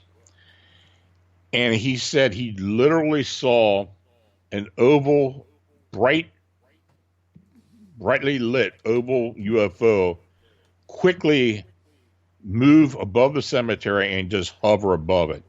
And he says as he observed this brightly lit UFO, some type of humanoid ascended up into the craft. Now, of course, we asked him if it had wings. He said he couldn't tell. But he said, who's out in the middle of a cemetery at 1 o'clock in the morning and gets lifted up into a UFO? So that now I'm starting to believe that there may be some type of extraterrestrial, non-terrestrial, something else involved with these sightings. And what leads you to that there is something tied to UFOs with this? Is it because, we don't know what these UFOs are sending down? Well, that's just it. Are they actually sending something down and picking them up, or what's going on? The fact that we've had 2 reports now that have had some type of unexplained or unknown being with these winged humanoids, it's food for thought. It will get your imagination going, but it's nothing similar to what we've received before. Lon Strickler is our guest tonight on Spaced Out Radio. We got about 2.5, 3 minutes before we have to go to break here at the top of the hour, Lon. When you look at these reports in and out of Chicago, And I'll tell you right now, if I walk up on 2 aliens, a Mothman, and 2 female humanoids, that's a party I want to attend. That is completely a party I want to attend. I'm not going to deny that. Even if I have to go for a ride and maybe never come back, I'm going. I have to. But, this thing seems to be scaring people, and people are genuinely scared when they see something they cannot explain. But has this creature been known to attack at all? The sightings that we've received in and around Chicago it does not exhibit much as far as aggressiveness. It may take a step or two towards the witness, but it's not aggressive. We had one sighting where in Little Village in Petrosky Park, where there was a couple that were in a car in the middle of the night, and this thing landed on the hood of the car. And the female told us that it was scratching on the windshield like it was trying to get in. But other than that, we haven't received any aggressive reports. Really? Yep. That surprises me, considering that this creature looks so ominous. Yeah, it is. I mean, as opposed to what happened in Point Pleasant, that thing literally chased people down the road out of the UFO or area, or excuse me, the TNT area or the West Virginia Ordnance Works. That being was somewhat aggressive, but that's not what we're running into out and around Chicago. Why do you think the one in Point Pleasant was so ominous? And you know what? Let's save this question for when we get back from the break, because I think, there's a big definition there that needs to be explained. I mean, the one in Point Pleasant, people think it was an omen setter or something along those lines, that led to the Silver Bridge collapse. But the other side is nothing like that has happened in Chicago yet. And we're all waiting. We are all waiting, and nothing fun has happened, or dangerous, or horrific. I don't know. I really don't know. Lon Strickler is our guest tonight on Spaced Out Radio, and we're talking about winged cryptids. Humanoids, Monsters, and Anomalous Creatures casebook can be found on Amazon right now, with about 24 of his other books, because this guy puts out like a book every 8.5 days. I don't know how he does it, but he does, and he's one of the best at his job. Phantomsandmonsters.com is Lon's website. More with Lon Strickler in Hour 3. And the thought of the day. Happy birthday, Cruz. Welcome to your new year. We'll talk to you soon, right after the break, everyone.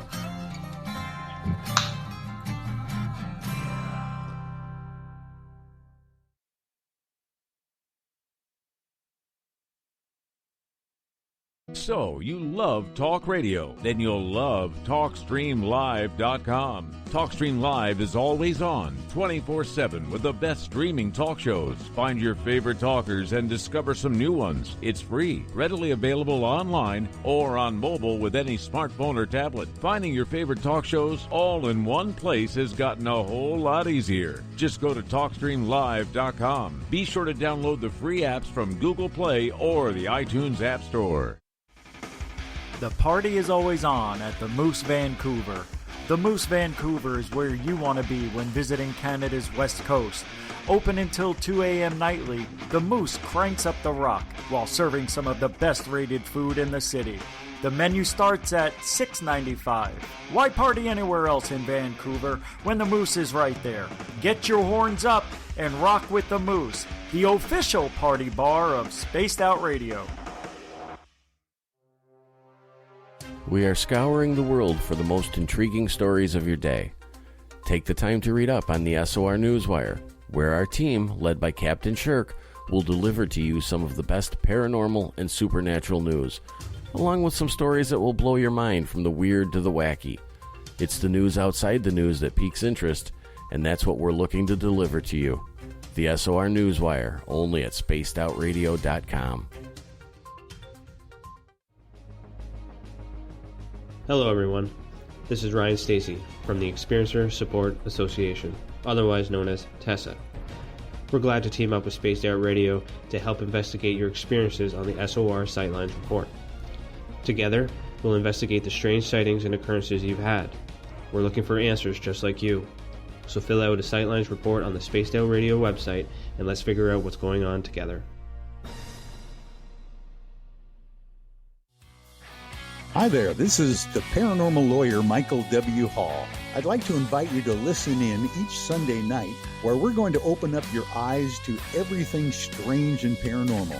I will be hosting some great guests with topics that affect us all, such as UFOs, ghosts, and everything paranormal. Let's learn together on Spaced Out Radio Sunday with myself, Michael W. Hall, the paranormal lawyer at spacedoutradio.com. Looking for creative ways to get your company out in the public? How about advertising on Spaced Out Radio? Our sales department is waiting to hear from you, and we can work around any budget. From commercial spots to banners to special promotions, there are many opportunities to get your name and product out to our SOR listeners. For a price guide and more information, please contact us at sales@spacedoutradio.com. Hey, space travelers, this is John Resig, founder of the Chive and Chive Charities. If you know anything about our website, you know we like to do things a little differently. We're not some faceless organization collecting money for a nebulous cause. Our donor dollars go directly toward life-improving items. Then we give those items directly to an underdog who needs it most. To become a donor with Spaced Out Radio's official charity, Chive Charities, just go to chivecharities.org/donate. We're adding to the entertainment online for Spaced Out Radio. I'm Amber Beckrud, and I want to invite you to subscribe to our YouTube channel and check out Cryptid Tales, where I will take you on a journey into some of the strangest legends and lore from around the world, relaying the stories to you of the strange creatures and experiences that people have had throughout time. You can find Cryptid Tales at youtube.com/Spaced Out Radio, and while you're there, don't forget to check out our free archives and leave a comment. See you there. Hello, space travelers. It's me again, Carl. Don't forget to join the Space Travelers Club for just $5 a month and follow Spaced Out Radio on Twitter at Spaced Out Radio. Our Instagram, Dave Scott SOR. Our Facebook page is Spaced Out Radio Show. Our archives are free at youtube.com/Spaced Out Radio. Come woo it up with Spaced Out Radio today. Bye! For the price of 1 cup of coffee a month, you can become an SOR Space Traveler. The Space Travelers Club is a place where you can interact with other listeners, either live during the show or on our great forum. We want your stories, pictures, comments, and ideas. You'll get live video streams, exclusive content, and be a part of our newsletter. Stay in touch with everything SOR. The Space Travelers Club is just $5 a month at spacedoutradio.com. Hello, this is your guitar man, Ron Bumblefoot Thorne, and I have to tell you, I love the response I get for Little Brother is Watching from Spaced Out Radio fans. It's amazing how music can inspire and make people think deeper about what's going on in the supernatural world. You can head over to my website, bumblefoot.com, to check out my music, my guitar workshops, my touring, even check out some of the hot sauces that I'm working on. And make sure you keep on listening, because with Spaced Out Radio, you know Little Brother is watching. I'm feeling a little spicy tonight. What to do? What to do? Why not get Bumblefuck? 4 million Scoville units of pure hard rock. Bumblefoot hot sauces come in 3 flavors. The burning Bumble. Tone it down a bit with Bumblicious and throw the sauce on everything. Spice it up. Bumble me, baby. Bumblefoot hot sauce. Get it today at kajans.com. Hey everyone, I'm John Edwards. And I'm Stacey Edwards. Together we're taking over Saturday nights on Spaced Out Radio, where we're going to bring our own experiences of the paranormal and talk to the best people we can find to help bring you answers to your strange tales. We're here to entertain your need for weekend woo! So tune us in at spacedoutradio.com starting at 9:06 Pacific, 12:06 a.m. Eastern, where we can all get a little spooky together. Spaced Out Saturday nights right here at spacedoutradio.com.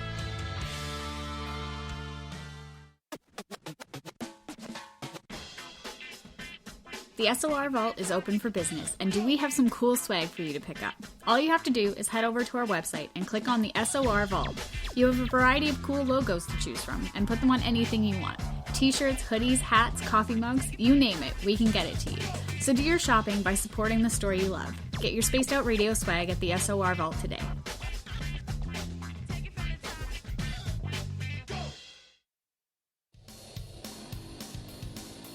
We all know on Spaced Out Radio we love a good beard and mustache, so why not take care of your facial hair with Mighty Moose Beard Oil? Made in Canada, we're taking care of beards and stashes around the world. We use 100% natural ingredients with our oils and balms to make your whiskers feel silky smooth. Use promo code SOR2019 at MightyMooseBeard.com today.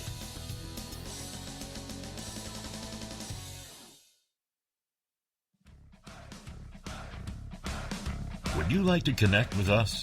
Head to spacedoutradio.com for all your latest show info. Now, back to Dave Scott and SOR. We are underway in the third and final hour of Spaced Out Radio tonight. I am your host, Dave Scott. Thank you so much for joining us, each and every one of you. We want to welcome back everyone listening in on our terrestrial affiliates across the country, in the Canada and the United States, and on the digital side on TalkStream Live and Revolution Radio. Remember, all of our archives are free for you at youtube.com/Spaced Out Radio. Do me the favor, hit that subscribe button. The Desert Clam has set the password for tonight in the SOR Space Travelers Club. Pajophagia. Pajophagia is your password. Use it wisely, space travelers, as the Clam sets a password each and every night right here on Spaced Out Radio.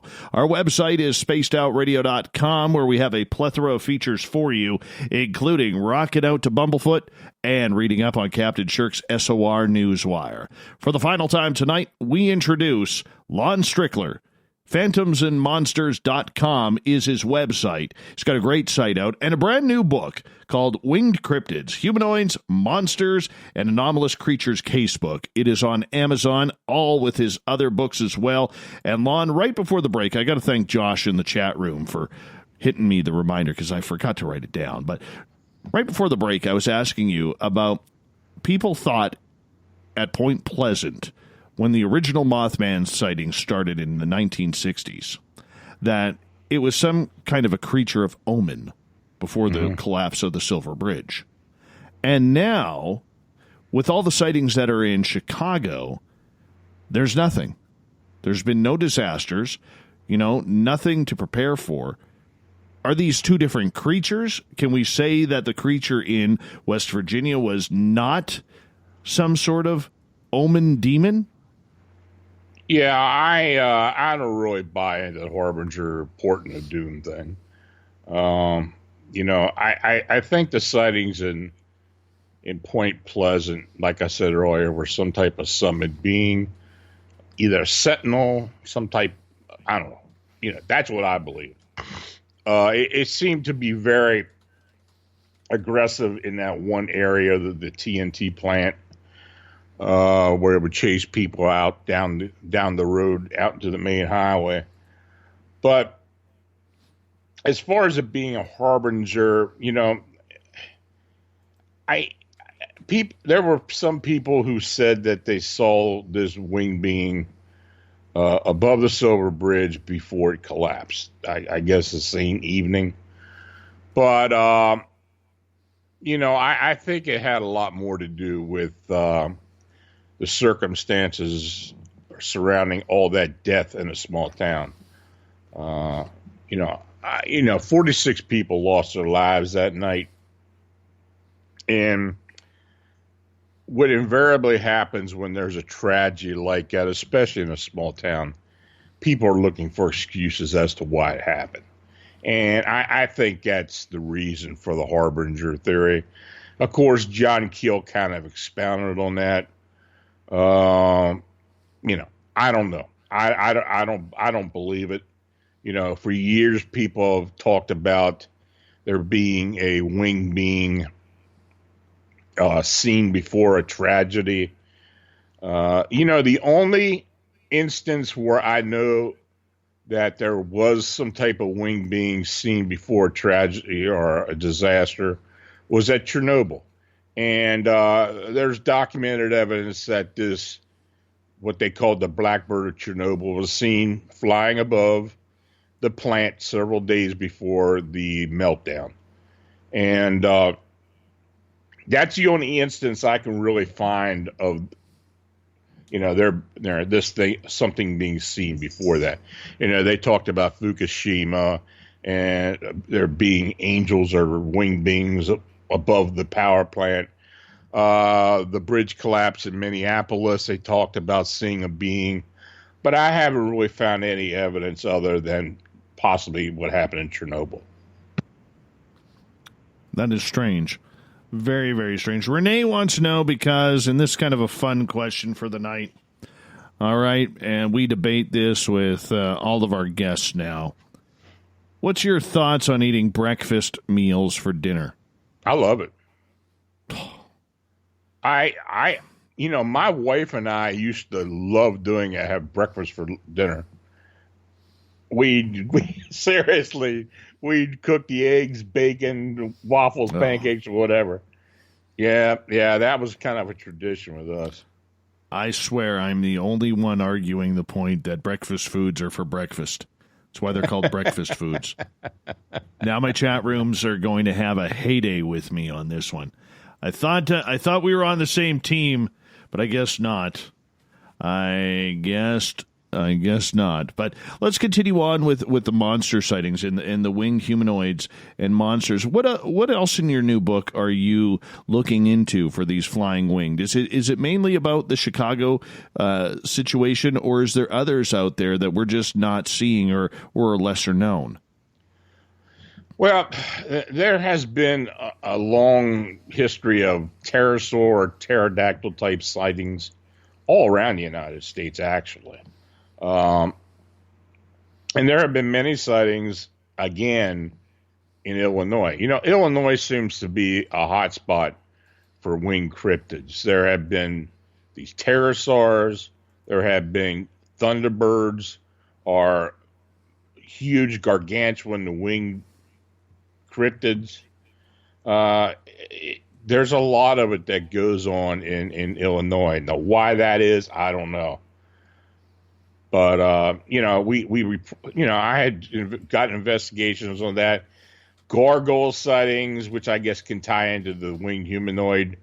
We had a series of sightings around the same time that was going on in Chicago, down in Pasco County, Florida, of these gargoyle-like beings. And the description was very similar to what people were seeing in Chicago. Of course, with the dragons and then the manta ray-shaped beings. There's a plethora of winged phenomena, but I guess those are probably the most prevalent.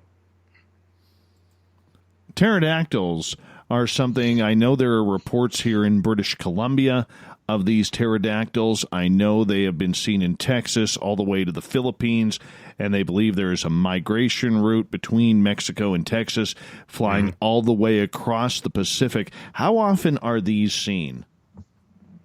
Pretty regular. I get regular reports of, these pterosaurs, these sightings. In the book, I had put in the book a posting that Dr. Wickham had sent to me as far as about his research into pterosaurs, and people who I have talked with that have had these sightings are pretty convincing. The elongated head with the pointed beak and the reptilian membrane wings and the whole 9 yards, even the tail. I mean, there have been I tell you, some of the more interesting sightings have occurred overseas in in New Guinea and Papua New Guinea and around there, what they call a ropin. And these beings have been said to actually glow. Now, I don't know how true that is, but you know, it's something that I've talked to several investigators about. I actually talked to Josh Gage about it. In fact, when he did his first TV show, that was the subject of the show, The Roping, out in Papua New Guinea. And he and I have talked about that. He was really shocked by it. I mean, you know, he still would recall it a lot of times. And, you know, I was fascinated. You know, that was probably one of the most fascinating documentaries I had ever seen. And that kind of piled on top of my research. And, you know, I not really had heard much about these sightings, but after that show, they seem to be popping up more and more. But I do believe people are seeing these things. Okay, so are they being seen in populated areas? Because you think with anything that big in the sky, whether it's the pterodactyls / roping or the thunderbirds, which are, you know, apparently been recently seen again in Pennsylvania, wouldn't these be big enough to be picked up on radar? And if so, why aren't we seeing them more often? I think there are a lot of things that are picked up on radar that aren't reported. I really do. But that being said, we don't get a lot of reports of these type of winged beings in populated areas. It's usually out in rural area. So rural areas or forested areas, you know, their nestings must be huge. Are there trees big enough to hold these nests for a 20 to 30 foot creature? I'll be honest with you, I have never received a report that had anything to do with nest. That, you know, that makes you kind of think that, well, are these things coming from somewhere else as well? Well, let me ask you this then, because, you know, I was talking to Butch about this, and Butch Wachowski, that is, for our audience, from UFOcop.com. Hi, Butch. I know you're listening in, and you look fantastic tonight. You really do.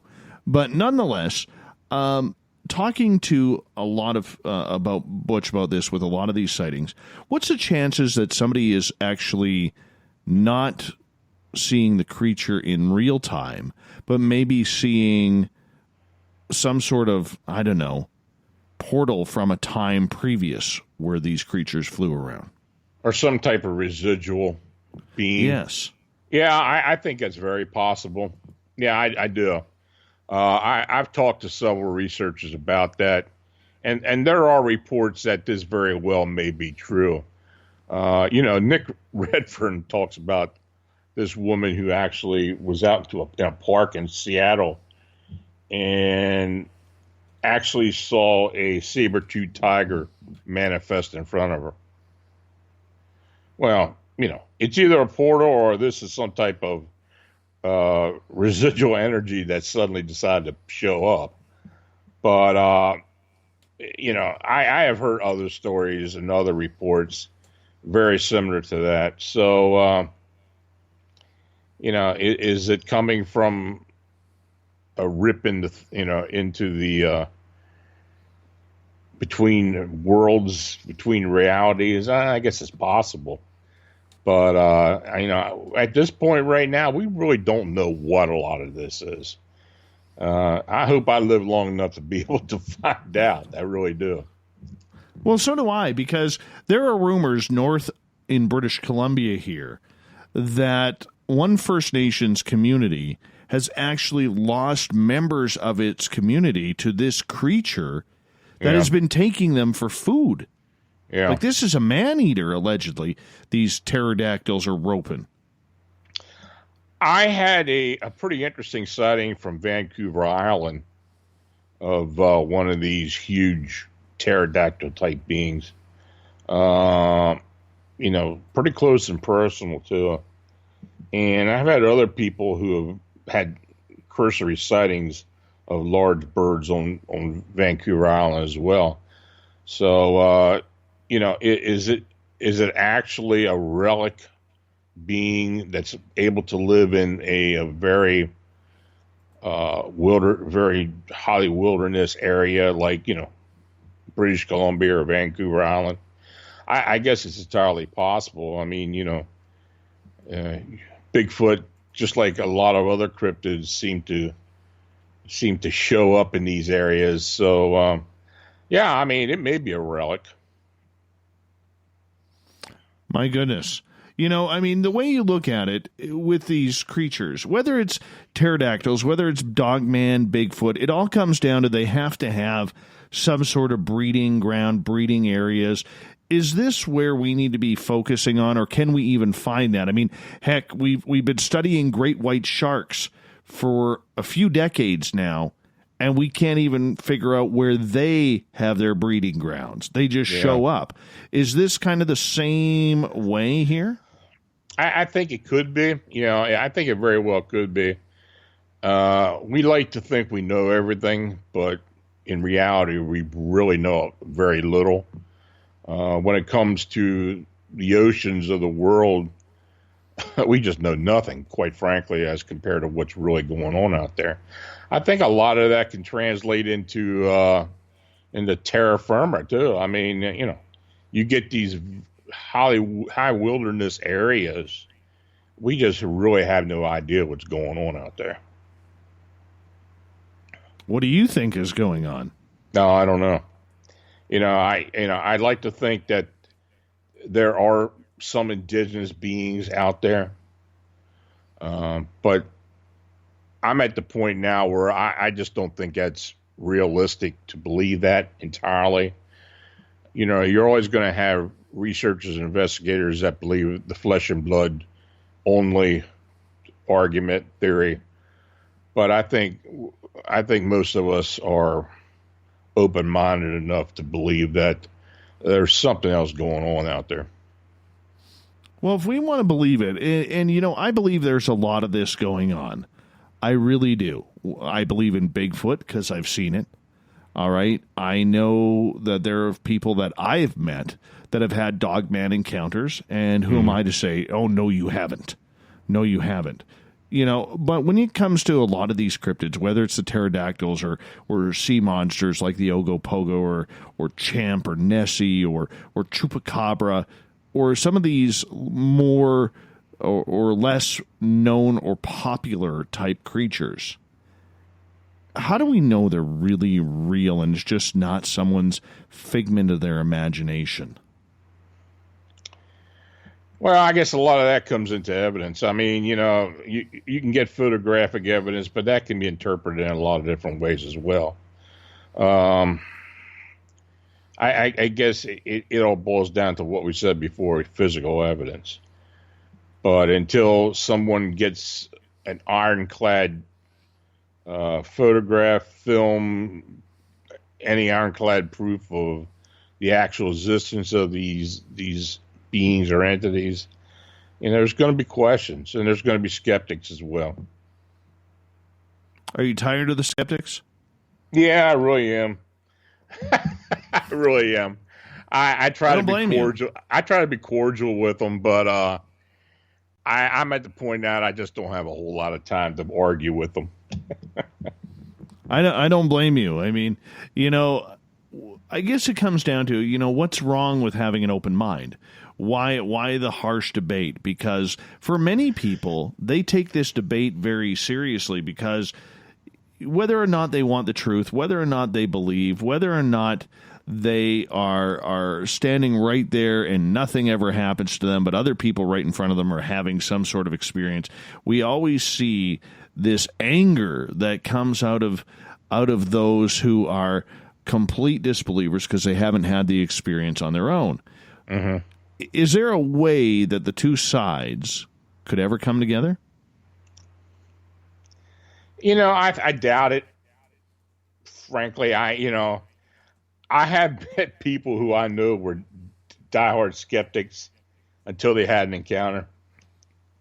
And they're usually the true believers after it happens. I guess the only way to convince a skeptic is to hope they eventually have some type of encounter with something they can't explain. Lon, we've got about 2.5 minutes left with you tonight, and this is a show that has absolutely flown on by, and I appreciate you reaching out. You know I love having you on the air. Every time you got a new book out, you know you have a place here to come and talk about it. I think you're one of the best out there when it comes to all of this. You know, what's up next for you? Is it continuing with the flying humanoids, or is there another challenge or another story that maybe we don't know about yet that's going to be big news? Well, you know, I'm going to be following this winged humanoid phenomena, winged cryptid phenomena from here on out. You know, that's something I'm always going to look into. As long as the reports come in, I'm going to look into it. These pale white crawlers, humanoids, rakes, whatever people want to call them, that's something that has been popping up much more lately. I don't really have much of an explanation of what this really is, this phenomena is, but it has seemed to dominate a lot of the unexplained sightings lately. And in fact, you know, people that have been doing this for a long time, in particular Stan Gordon, he was on my show last week, and we talked at least half the show about these pale white cryptids or beings or whatever they are. It's popping up everywhere. Here in Pennsylvania, it's popping up. I said to you earlier that Butch is looking into a case near him that I referred to him. So yeah, you know, that may be the new thing. We really don't know what they are, but hopefully we can get some more information and kind of come up with a decent theory. And of course, the upright canine sightings here in Pennsylvania in particular, we've been looking into and continue to look into. Where can people buy your book, Winged Cryptids? Just go to Amazon, search my name, Lon Strickler, and they'll all come up. With his 286 million other books that he has written about once every 3 days that he is putting out now. Lon is one of the top writers in Cryptid. And you know what? You want to get his books. You want to get his collection. And, you know, Lon, I want to say thank you again for coming on and entertaining our audience on Spaced Out Radio. It is always a pleasure to have you. And you had me on your show, Arcane Radio, a few weeks ago, and I want to say thank you for that. That was a lot of fun, and we'll talk to you very soon, my friend, and please stay in touch. Well, thanks again, Dave, and you take care, stay safe, everybody stay safe, and take it easy, and have a great week. Absolutely. Lon Strickler, everybody. Coming up next, we have the SOR Newswire and the Thought of the Dave. Stay tuned. More Spaced Out Radio as we look to take this home.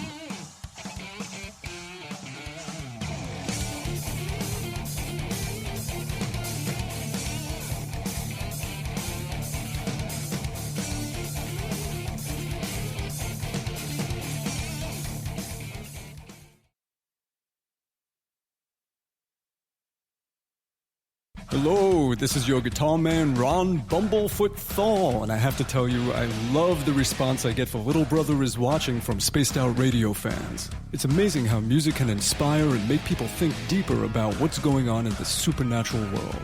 You can head over to my website, bumblefoot.com, to check out my music, my guitar workshops, my touring, even check out some of the hot sauces that I'm working on. And make sure you keep on listening, because with Spaced Out Radio, you know Little Brother is watching. At spacedoutradio.com, we are keeping you up to date on all the news with the SOR Newswire. Captain Shirk leads the team that is bringing you the news of the day and exclusive stories on everything paranormal and supernatural. It's free to read, it's updated daily, and it's right there for you. The SOR Newswire is a one-stop shop for the news of the day.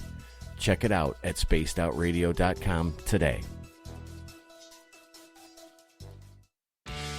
Need that weekend supernatural fix? Look no further than Spaced Out Saturday right here at spacedoutradio.com. I'm Stacey Edwards. And I'm John Edwards. Each Saturday night, Stacey and I are going to bring you the best in paranormal, cryptids, UFOs, you name it, and we're going there. It's all about the experience and to share the knowledge with all of you. So tune us in every Saturday night on Spaced Out Saturdays, starting at 9:06 p.m. Pacific, 12:06 a.m. Eastern, only at spacedoutradio.com. Hi there, this is the paranormal lawyer Michael W. Hall. I'd like to invite you to listen in each Sunday night where we're going to open up your eyes to everything strange and paranormal. I will be hosting some great guests with topics that affect us all, such as UFOs, ghosts, and everything paranormal. Let's learn together on Spaced Out Radio Sunday with myself, Michael W. Hall, the paranormal lawyer at spacedoutradio.com. Hey, Spaced Out Radio fans! It's John Resig, founder of the Chive and Chive Charities. Our goal is to make the life of veterans, first responders, and those with rare medical conditions 10% happier. We do this by donating one grant item, ranging from dance to therapy programs to prosthetic limbs, to those who need it most. To contribute to Spaced Out Radio's official charity, head over to chivecharities.org and become a donor today. We all know on Spaced Out Radio we love a good beard and mustache, so why not take care of your facial hair with Mighty Moose Beard Oil? Made in Canada, we're taking care of beards and stashes around the world. We use 100% natural ingredients with our oils and balms to make your whiskers feel silky smooth. Use promo code SOR2019 at mightymoosebeard.com today.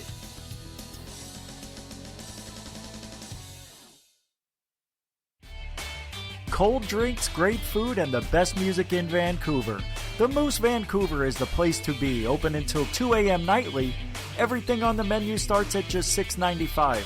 Who serves food that cheap anymore? At the Moose, you'll never know who you'll run into. Rock stars, actors, athletes. It's the place everyone wants to be.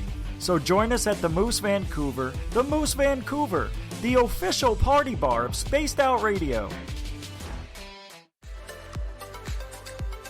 Are you looking for great advertising value for your company? Look no further than Spaced Out Radio. We have a multitude of places to get your name out there, including commercial ads during the show, special promotions, and banners on our website. Our audience is proven to support the companies that support our show. We can make your budget work for you. So for more information, please contact us at sales@spacedoutradio.com. Hello, space travelers. It's me again, Carl. Don't forget to join the Space Travelers Club for just $5 a month and follow Spaced Out Radio on Twitter at Spaced Out Radio. Our Instagram, Dave Scott SOR. Our Facebook page is Spaced Out Radio Show. Our archives are free at youtube.com/Spaced Out Radio. Come woo it up with Spaced Out Radio today. Bye! If you like it hot, real hot, then heat up your meals with Bumblefoot hot sauce. Get your Bumblefoot hot sauce today. The sauce, Bumblicious, and the 4 million Scoville unit Bumble. We're going in hot, real hot, coming out even hotter. Keep the milk nearby and tantalize your taste buds tonight. Bumblefoot hot sauce, available now at kajans.com. We're adding to the entertainment online for Spaced Out Radio. I'm Amber Beckard, and I want to invite you to subscribe to our YouTube channel and check out Cryptid Tales, where I will take you on a journey into some of the strangest legends and lore from around the world, relaying the stories to you of the strange creatures and experiences that people have had throughout time. You can find Cryptid Tales at youtube.com/Spaced Out Radio, and while you're there, don't forget to check out our free archives and leave a comment. See you there. Hey everybody, the SOR Space Travelers is open. For just $5 a month, you can hang out with Dave and our crew privately in our members-only section. With your signing, you'll receive newsletters on what's going on with Spaced Out Radio. You'll have direct contact with the host during the show in our chat, live streaming videos, and a great forum for your posts and more. Become a space traveler now at spacedoutradio.com.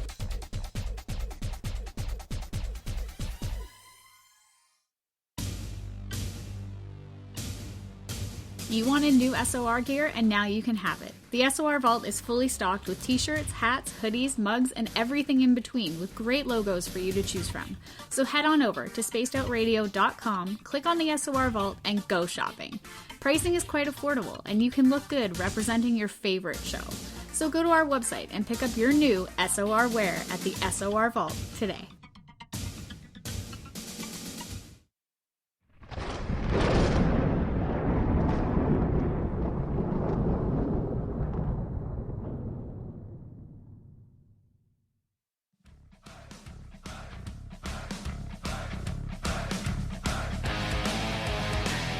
We've rounded third. We're heading for home tonight on Spaced Out Radio. I am your host, Dave Scott, sitting in the captain's chair of SOR headquarters. Thank you so much to each and every one of you tuning us in. Remember, you can listen to all of our archives for free at youtube.com/Spaced Out Radio.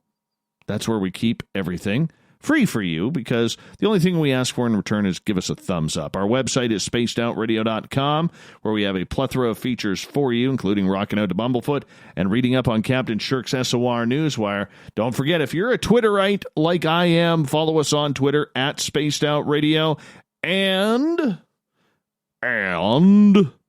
you can follow my personal handle at Dave Scott SOR. Speaking of the news, let's get to it, shall we? Captain Shirk worked her tail off today getting this ready for me.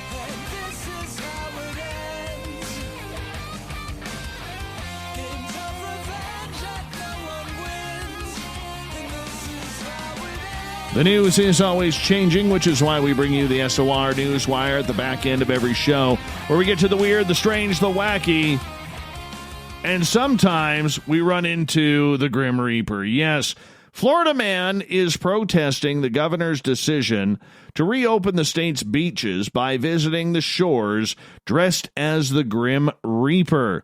Daniel Ohlfelder turned heads this past weekend at beaches across Walton County when he donned his death costume and wandered the sand to protest the reopening of beaches amid the COVID-19 pandemic. The Grim Reaper represents death. This is a deadly virus. It is a global pandemic, he says. He's a lawyer, Ohlfelder says he wants residents to reconsider foregoing self-isolation while the coronavirus continues to spread. People are going to get hurt, and that's what I'm here for. I wish I didn't have to do this, but nobody else is doing it. Ohlfelder tweeted a video showing his encounter with a police officer who said a beachgoer had complained about his costume frightening children. No kidding. How about keeping your kids off the beach so maybe they can live themselves by not catching the virus? Speaking of COVIDiots, a store clerk was left amazed by a customer who had cut a hole in her COVID-19 face mask because it made it easier to breathe. Joe Saman was working his shift at an SJ Food Mart outside of Lexington, Kentucky, when a woman came in asking to pay for gas. But unlike the hundreds of other customers Joe sees on a daily basis, the hole in this woman's protective facewear, which left her mouth and nose exposed, caught his attention. Footage shows the woman approaching the counter and says, "Hi there, can I get 10 on pump 1, please?" Joe does the customer's transaction before asking, "Where did you get that mask from?" "Well, since we have to wear them and it makes it hard to breathe, this," cutting the hole that is, "makes it a lot easier to breathe," she replies. Shocked by her response, Joe replies, "Cutting it," as the woman nods in agreement. "Yeah, sure, I'll do that too. Thanks for the advice," he said, deadpanned as the woman leaves the store. The video has been viewed over 4 million times, with many commenting in amazement at this woman's ignorance. The U.S. Centers for Disease Control and Prevention urges all Americans to wear face masks in public to help limit the spread of the virus. Oh, my goodness. Some people, like, I don't even know where to go with this one. I really don't. All right? Like, this is... Do we need to explain this? This type of dumb cannot be scripted. You cut the hole in your mask around your nose and your mouth. How do you think the disease gets into you? Oh, I don't even know where to go with it. Speaking of COVIDiots, okay, there was a man spotted wearing a Ku Klux Klan hood in a Vons in San Diego County in the city of Santee this past weekend, igniting outrage from the mayor, the head of the Anti-Defamation League in San Diego, and others. A corporate spokeswoman said grocery clerks repeatedly asked the shopper to remove the hood or leave the store. A supervisor found the man once he was in a checkout line and asked him again to take off the hood or leave, said Melissa Hill, a spokesperson for Vons, Albertsons, and Pavilion stores in Southern California. The man removed the hood, purchased the items, and left. Photos shared on social media showed the man pushing the cart in the store's produce area and holding a plastic bag while wearing a hood. At least one photo shows the man, who appears to be white, middle-aged, standing behind a cart without the hood. Santee Mayor John Minto and other leaders condemned the incident. San Diego is #no place for hate. Tammy Gillis, regional director of the Anti-Defamation League in San Diego area, said on Twitter, Minto and residents who commented on social media said the shopper's actions did not represent the values of the city and almost 60,000 residents. The city has worked over the years to overcome a history of racially motivated attacks and skinhead activity that led to nicknames Clanty and Santucky. Some troublesome in so many ways that this is still happening in Santee at Vons. Resident TM Tellez wrote on his media page, where he shared the photo of the shopper. Disgusting. While some question why the man was not forced to leave the store, Tellez, Minto, and others thanked the store's management for stepping in. Many thanks to all who stepped forward to curtail this sad reminder of intolerance, the mayor said. Santee, its leaders, and I will not tolerate such behavior. County Supervisor Diane Jacobs, who represents Santee and other East County communities, also denounced the man's actions. The images I have seen are abhorrent, she said in a statement. This blatant racism has no place in Santee or any part of San Diego County. It is not who we are. It is not what we stand for and can't be tolerated. Hill said the incident was alarming and shocking. The incident occurred a day after a San Diego County mandate requiring residents to wear face coverings in public, including grocery stores, took effect. The mandate aimed at slowing the spread of COVID-19. What an idiot. Like, who does that? It's 2020. Who cares what the color of people are anymore? Who cares? We're all one, man. We're all one. It's easier that way. It's more fun. Oh, idiots. There's still idiots out there. I don't get it. Don't get it at all, and I never want to get it. Sad news in the world of football, as no coach in the NFL ever had a better year than Don Shula. He looked the part thanks to a jutting jaw and a glare that would intimidate 150-pound sports writers and a 300-pound defensive lineman alike. He led the Miami Dolphins to the only perfect season in NFL history, setting the league record with 347 victories and coached in 6 Super Bowls. Near the end of his career, Shula's biography in the Dolphins media guide began with a quote from former NFL coach Bum Phillips. Don Shula can take his and beat you, and he could take you and beat his'n. Shula died today at his home across Biscayne Bay from downtown Miami. He was 90 years old. If there was a Mount Rushmore for the NFL, Don Shula would certainly be chiseled into the granite, Dolphins owner Stephen Ross said in a statement. Shula surpassed George Halas's league record, 324 victories in 1993, and retired following the 1995 season, his 33rd as an NFL coach. He entered the Pro Football Hall of Fame in 1997, and the induction ceremony took place at Canton, Ohio, 70 miles from his native Grand River. Shula became the only coach to guide an NFL team through a perfect season when his Dolphins went 17-0 in 1972. They also won the Super Bowl the following season, finishing 15-2. The 2007 Patriots flirted with matching with perfection of the 72 Dolphins, but lost to the Giants in the Super Bowl and finished 18-1. When asked in 1997 if he was the greatest coach in NFL history, Shula said he didn't know how to measure that, but added, "I always thought that's why they keep statistics and wins and losses." Shula reached the playoffs in 4 decades and coached 3 Hall of Fame quarterbacks, Johnny Unitas, Brian Griese, and Dan Marino. During his 26 seasons in Miami, he became an institution, and his name adorns an expressway, an athletic club, and a steakhouse chain. There was no better man or coach in the history of professional football than Coach Don Shula. Miami Heat president Pat Riley said in a statement, "He was a tough, courageous, and an authentic leader with great integrity in his pursuit of perfection, which he perceived and achieved." But because the Dolphins last reached the Super Bowl after the 1984 season, Shula came under increasing criticism from fans and the media. He was replaced in January 1996 by Jimmy Johnson, and Shula later said the adjustment to retirement was difficult. "There is such a letdown." He said in 2010, "There is no way you can fill the time you spend as a coach. Life is great after football, but you don't have those emotional ups and downs you had on game day." God bless Shula. 2 women dressed up like healthcare workers were grabbing items from a Kennewick, Washington porches. Yeah, apparently the women donned blue scrubs, the comfortable clothing worn by nurses and doctors, and a lanyard before sneaking up to porches and grabbing deliveries, said the police.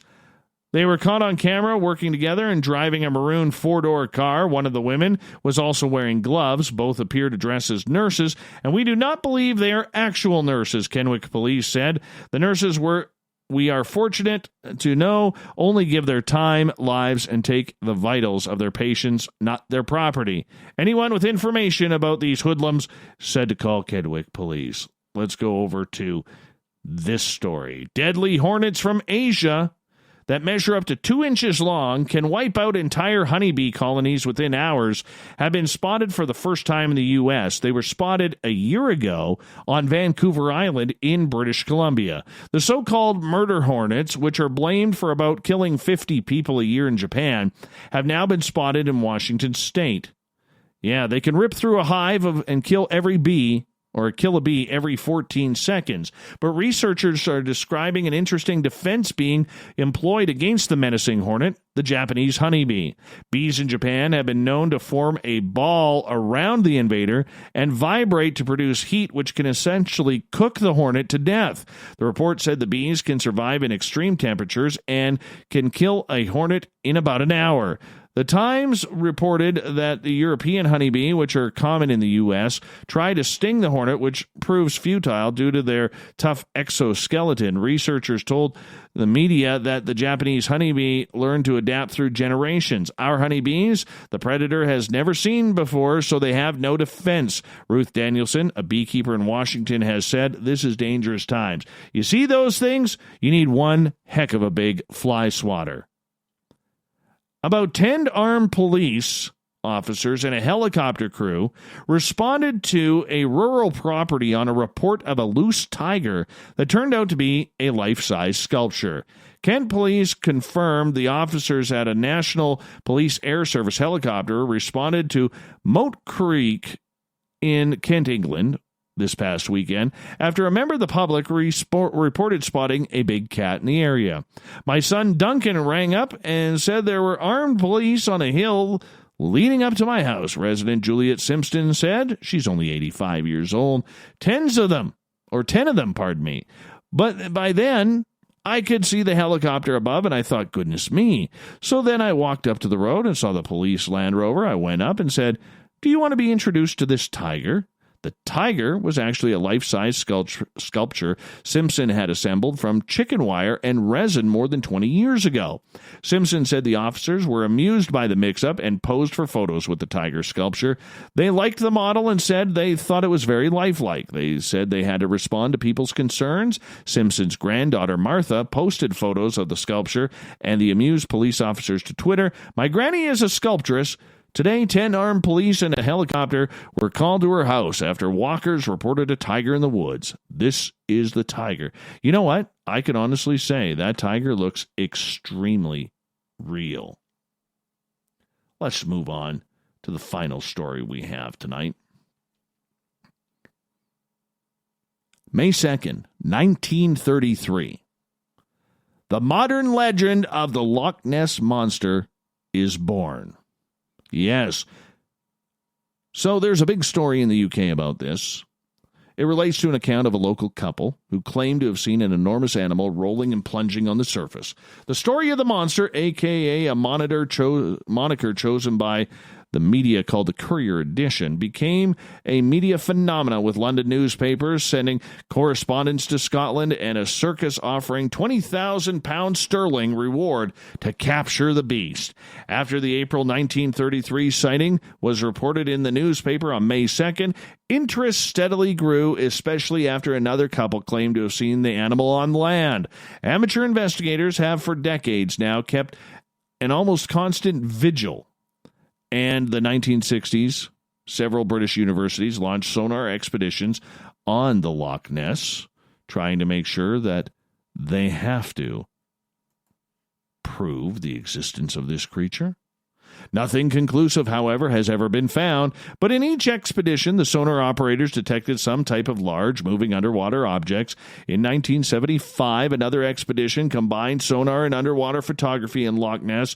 A photo resulted that, after enhancement, appeared to show what vaguely resembled the giant flipper of an aquatic animal.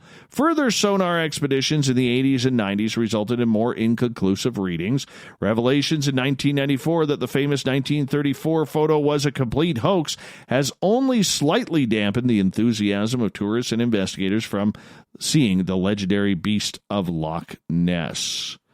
And that's how we roll into the Thought of the Dave.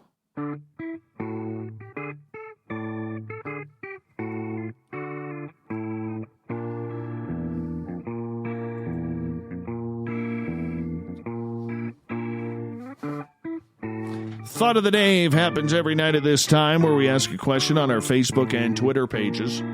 Then read your responses on the air because we love the audience participation around here. Today's Thought of the Dave is as follows. What are your thoughts on the Mothman sightings in Illinois? You know what? We didn't get too many. I'm actually kind of shocked by this. I really am. Maybe it's because it wasn't about Star Wars today. I went off the grain, off kilter. But, thought of the day, Mothman sightings. Ronnie, on Twitter, hashtag Spaced Out Radio. Not really sure. Could it be a tulpa, maybe? Well, maybe, Ronnie. It just might be. It just might be. Others on Twitter, Revelation of the Method, or RMS on Twitter. Chicago checking in. Nothing to worry about. Mayor Lightfoot locked them down for being outside. I would say that's a shot at Chicago's mayor. I really would. I really would. Very cool. Very cool. Jim, weird AF, but I tend to believe in Lon Strickler, who is our guest tonight. People are seeing something. The sightings of the creature on the ground have me thinking it's more than just misidentification. Then again, I could be wrong.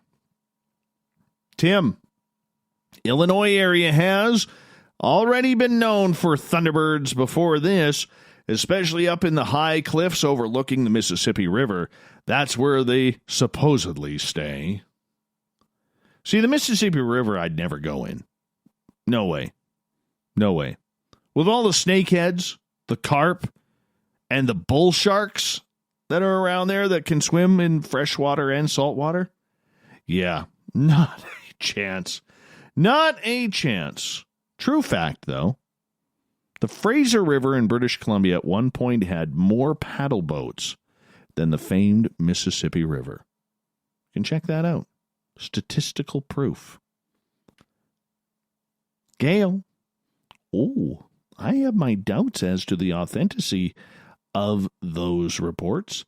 airports are secure places, and humanoids with large wings are something security would take very seriously. I call pranks and tricksters on this one. Thank you, Captain. Bill, legitimate evidence seems to be lacking. Marty, they could only find out once and for all if they hung giant no-pest strips at O'Hare Airport. Thanks for the clown, Marty. That one scares the bejesus out of me. Parker, as with Point Pleasant, it feels like a marker, like a watcher of time that comes through a portal. Nothing in common with this life form. It exists to see, not to be seen. Kelly, I have doubts. Lots of these stories are just that. They are missing names, dates, and times. Sometimes all of the above. Some could be true, but a lot of them, I think, are either misidentified birds or hoaxed altogether.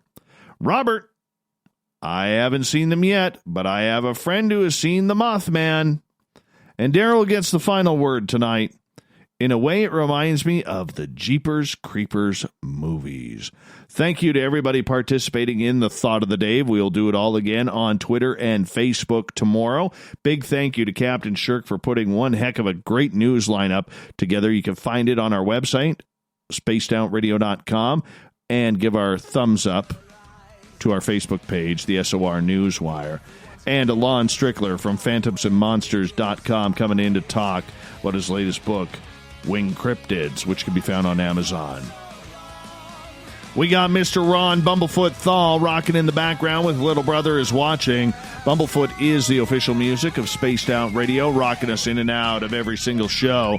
Get your horns up for the guitar god himself. Special thanks to everybody listening in at work, at home, in your cars, wherever you may be. Thank you to everyone participating in our chat rooms tonight on Spreaker, YouTube, LGAB, Revolution Radio, Facebook, the Space Travelers Club on our website, and to all the snarkers and snarkettes on Twitter at hashtag Spaced Out Radio. Remember, this show is copyright by Spaced Out Radio and SOR Media Ventures Limited. Thank you so much for choosing to share your evening with us, because together, my friends, we own the night. Mr. Bumblefoot, we need a favor. We need you to take us home.